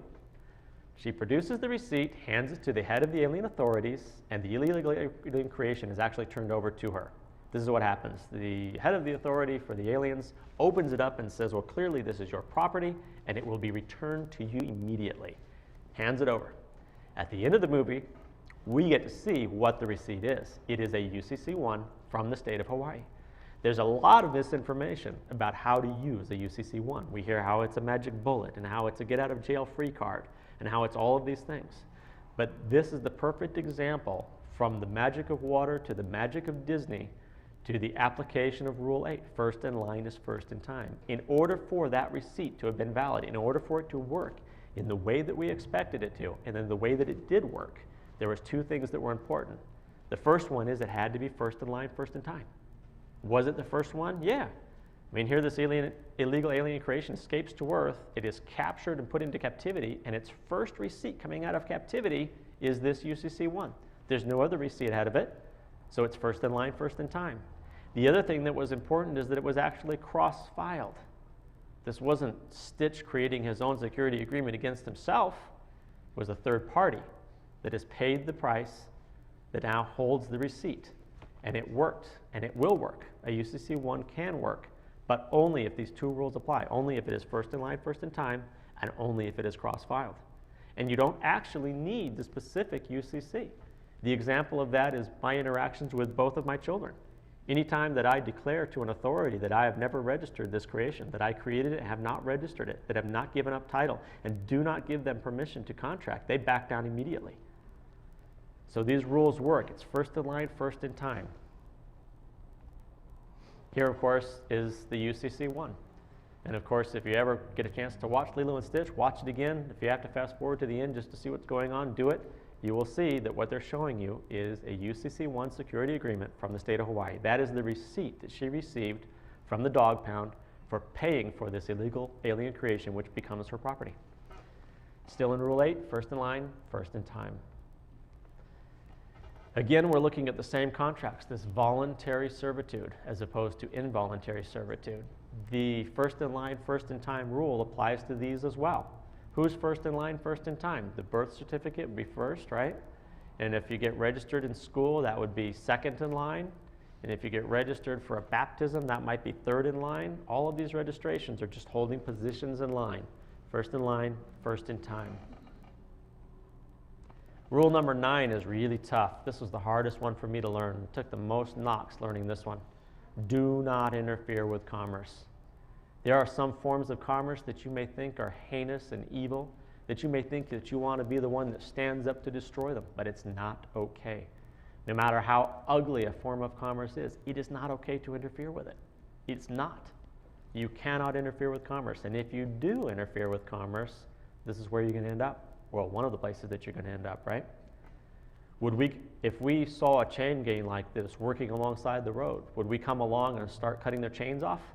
Absolutely not. It's a form of interfering with commerce, and we seem to know that, right? And of course, when we do interfere with commerce, we end up on this chain gang. This particular type of servitude, believe it or not, is also itself voluntary. I don't know how many times I've heard on the news from big politicians that'll say things like, well, everyone in prison agreed to be there. Everyone in jail volunteered to be there. It's actually true. I once used my private signature to acquire a rather expensive truck and then traded it for a lesser truck and took the difference. And eventually the state of Texas decided they wanted to bring me into contract. I spent 30 days in the state of Texas where they kept trying to beat me into submission and get me to contract. And I refused. And I continued to remind them there's no involuntary servitude and I am not agreeing. I'm not volunteering. I'm not signing anything. I don't care what you do to me. I'm not signing anything, and you're engaging in involuntary servitude, and I'm objecting. Was that argument from Amistad? Yeah, slavery's horrible. Yeah, it sucks, but nobody objected. So I kept objecting. At the end of 30 days, they let me go. Now, it doesn't mean that that you can follow the same rule or that I'm telling you to go out there and do that. For you, it might take only 3 days, that's 72 hours. For me, it took 30 days. I guess they liked me a little more or maybe a little less. I'm not sure. Here we are looking at a slave plantation, right? Here's the slaves, they got their tools and they're heading out to work on that slave plantation. And you might look at that and you might think like I do, slavery sucks. Slave plantations suck. It's a horrible, heinous form of commerce, and it sucks. But no matter how bad it sucks, it's not okay to interfere with commerce. Now, if one of these slaves comes up to you privately and says, listen, my life really sucks, man. They beat me and I have to work and they don't pay me and it's horrible and the food sucks and all this other stuff. You can tell them, well, hey, why don't you go to this website? Do a little research over here. Look at this over here. You can find some remedy in this way, right? That's okay. But you can't do it in a public forum like this, because that would be interfering with commerce. Now we get back to our hero in Tiananmen Square, right? Once again, not really sure if he was just blindly following his normal path home and happened to be in the crosswalk and the tanks pulled up, or if he was intentionally protesting. According to the Magna Carta, which is the only remedy for this slavery, even though it's voluntary, it is not okay to fight against the slavery. What is okay is what's called peaceful protest. That is to just stand there unarmed and protest, or sit down without armed, without fighting, and just protest. Object. That's okay. And in fact, as it turns out, if we look around us and we decide that this system of commerce and this system of slavery is evil, we cannot destroy evil with evil. And you cannot fight evil with evil.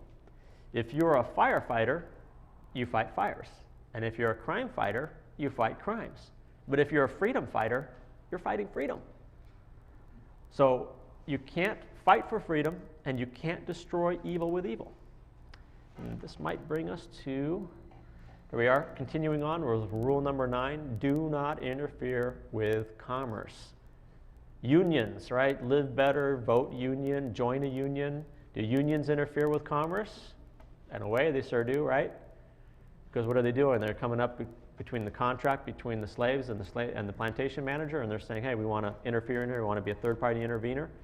And that's why when the unions are being formed, everyone has to take such a beating, because they're interfering with commerce.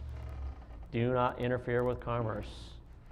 Now, for those of you who saw the rules before or have been exposed to the rules before, I left out rule number 10. And the reason is that rule number 10 is actually the most important rule. And it's first in line, first in time, but also it's the first shall be last and the last shall be first. Rule number 10, which is the most important rule, is never allow anything to come between you and your Creator. I'm not going to sit up here and tell you what your Creator is. I'm not going to try to describe your Creator. What I'm telling you is that if you don't allow anything to come between you and your Creator, you'll have blessings in your life. You'll have protection. As the head of the household, you can extend that envelope of protection to every member within your house. And every form of paganism out there is trying to push something between you and your Creator. Even a 1611 Bible, you will see religions that try to push a Bible between you and your Creator. You will see these pagan religions that try to push a pagan priest between you and your Creator. Whatever it is, don't let them do it. Never allow anything to come between you and your Creator. Now, we're actually going to cover the mark of the beast here very quickly, and I didn't come up here to get into a religious debate or to, quote scripture and end up in a religious debate, but this is from Revelations 13:18. Here is wisdom. Let him that hath understanding count the number of the beast, for it is the number of man, and his number is 666. Now, a lot of us have heard the number 666 being the mark of the beast, but there's more to it, because that number 6 is the number of man. So what Revelations is telling us is that it's 3 contracts with man. That's why at a traffic stop, what does the officer want? He wants to see license, insurance, and registration. He wants to know if you have this mark. Do you have 3 contracts with man? That is why when Adolf Hitler wanted to reduce populations and also liquidate corporate debt, he had to get 3 contracts, 3 signatures. So what he did was he said that we've passed this new law that requires all persons calling themselves Jews to register. And if you went in and gave him your signature and you registered, you would go from your nice house and your nice neighborhood into a ghetto. Then he went through the ghettos and he said all persons calling themselves Jews must register. And if you registered a second time, you went from the ghettos to the concentration camps. And he went through the camps and he said all persons calling themselves Jews must register. And if you registered a third time, you got liquidated along with corporate debt. But it's the same game. It's 3 contracts. Now, how do the contracts apply? They have to do with Revelations 20:4. And I saw thrones, and they sat upon them, and judgment was given unto them. And I saw the souls of them that were beheaded for the witness of the Messiah, and for the word of Yahweh, and which had not worshipped the beast, neither his image, neither had received his mark upon their foreheads or in their hands. That's not a mark on the hand, it's in the hand. And the mark on the forehead has to do with what? Your smiley face on the driver's license? And what's in your hand? The pin that you signed? What did Adolf Hitler want? He wanted your smiley face on that form of registration and that pin in your hand to sign. This mark of the beast doesn't just apply when it was written into the book of Revelation. It applies throughout history. Anytime that you have 3 contracts with man, that is the mark of the beast. And, for those who've heard other things, well, it's the calcified pineal gland, it's whatever else. This is how you can pin it down. It has to do with these 3 contracts. And those who have taken on that mark, like those who registered 3 times with Hitler, you get liquidated. You get the ultimate sacrifice, right? So, quick version of that. And of course, here we have poor Darcy, who has put her forehead on the driver's license. And although her signature is blocked out, that's where she put what was in her hand, that pin, right? So the mark of the beast is 3 marks with man, 3 contracts with man. And that's rule number 10, never allow anything to come between you and your Creator. And we're going to be going to questions and answers here. We're going to go to questions and answers next.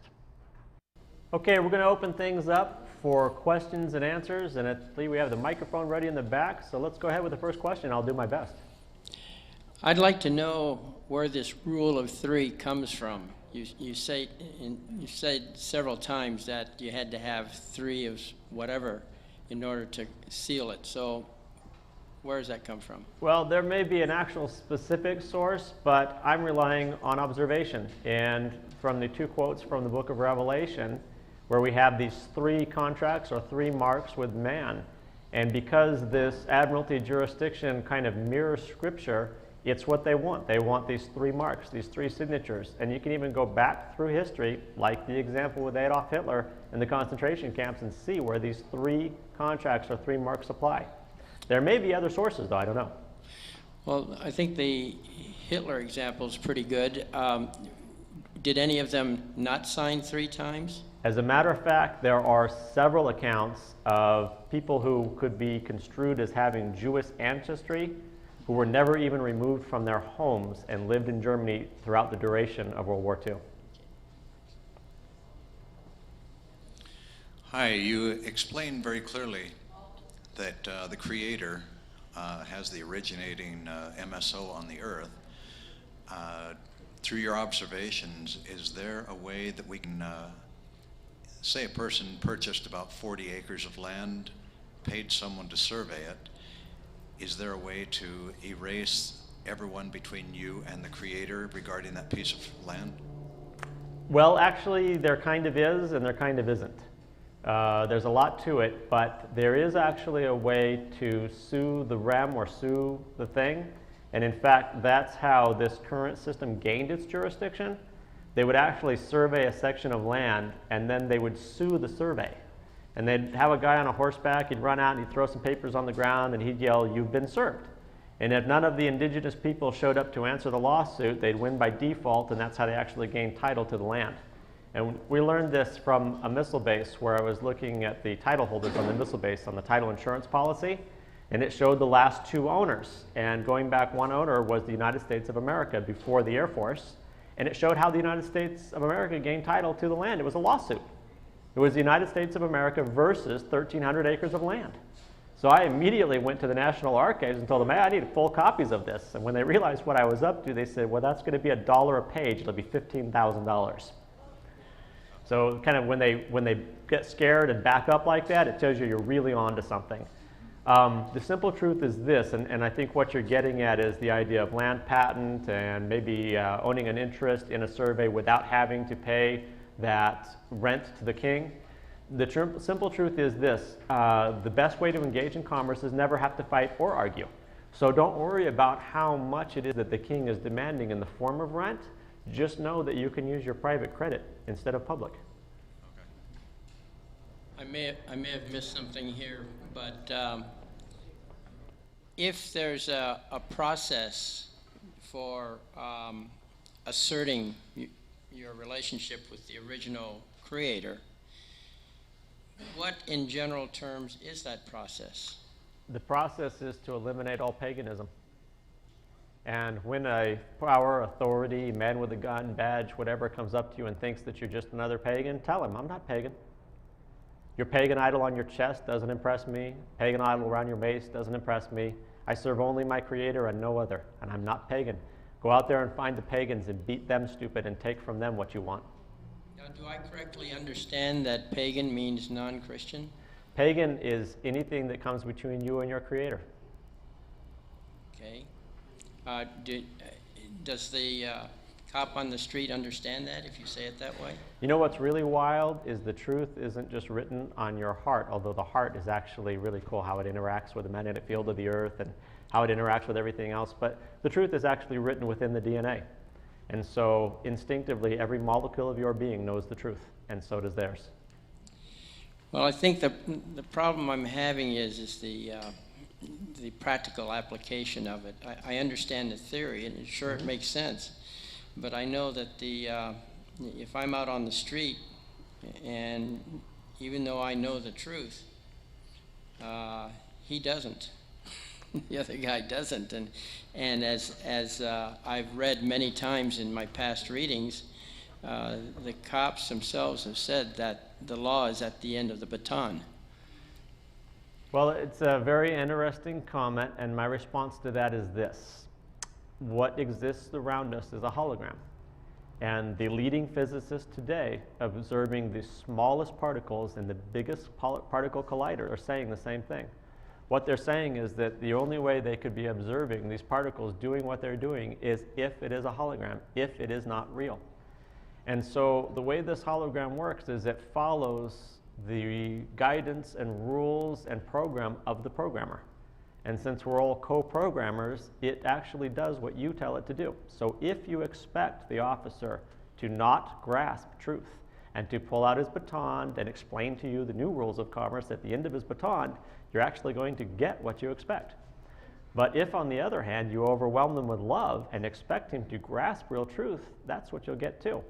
And in fact, what I've noticed is that over the last 5 years or so, I've had the most unbelievable protection because, of course, I don't have any of those contracts. And over the last 5 years, that includes 3 traffic stops in which I was not even asked for ID. And it's a really tough question to answer because there's that fine line I don't want to cross, interfering with commerce, and I'm not giving anybody else advice and saying cancel your driver's license or travel without a driver's license or any of that other stuff. In fact, what I showed you is that if you don't hold the MSO for the vehicle, you have to pay the license, insurance, and registration. What is the origin of this MSO? Manufacturer's statement of origin? In order to understand the origin of MSO, manufacturer statement of origin, read Admiralty, which is in the handout, because this system of commerce, this waters of commerce, has to drag the real substance into the fictional world of commerce, and it's done through MSO's manufacturer statement of origins. And I didn't create this incredible, crazy, world of waters and Admiralty and commerce, but through observation, we can see how it works, and it is based all on title, and the primary title is the MSO. Thank you. Oh, okay, I hope this doesn't sound stupid, but... Not yet. How do you get a car MSO? The simple answer is that you can make one yourself, and right now that's the only way. Before 1991, before they changed the laws because of myself and others like me, who were getting MSOs and being essentially immune from the motor vehicle code, you can no longer get an MSO from a dealership. They're not even there. All they have is MCOs, Manufacturer Certificate of Origin. So King has all these cool vehicles and motorcycles and trucks and everything, and they're not even offering you the MSO.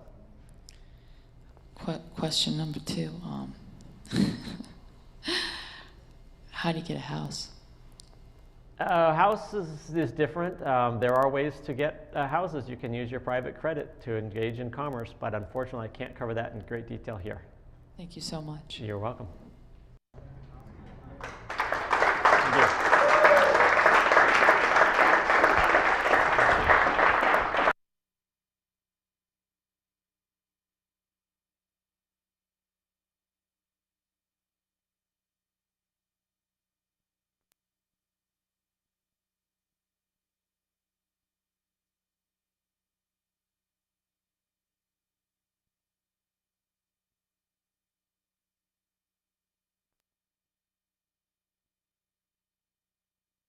whole thing really stinks of Nazism, fascism.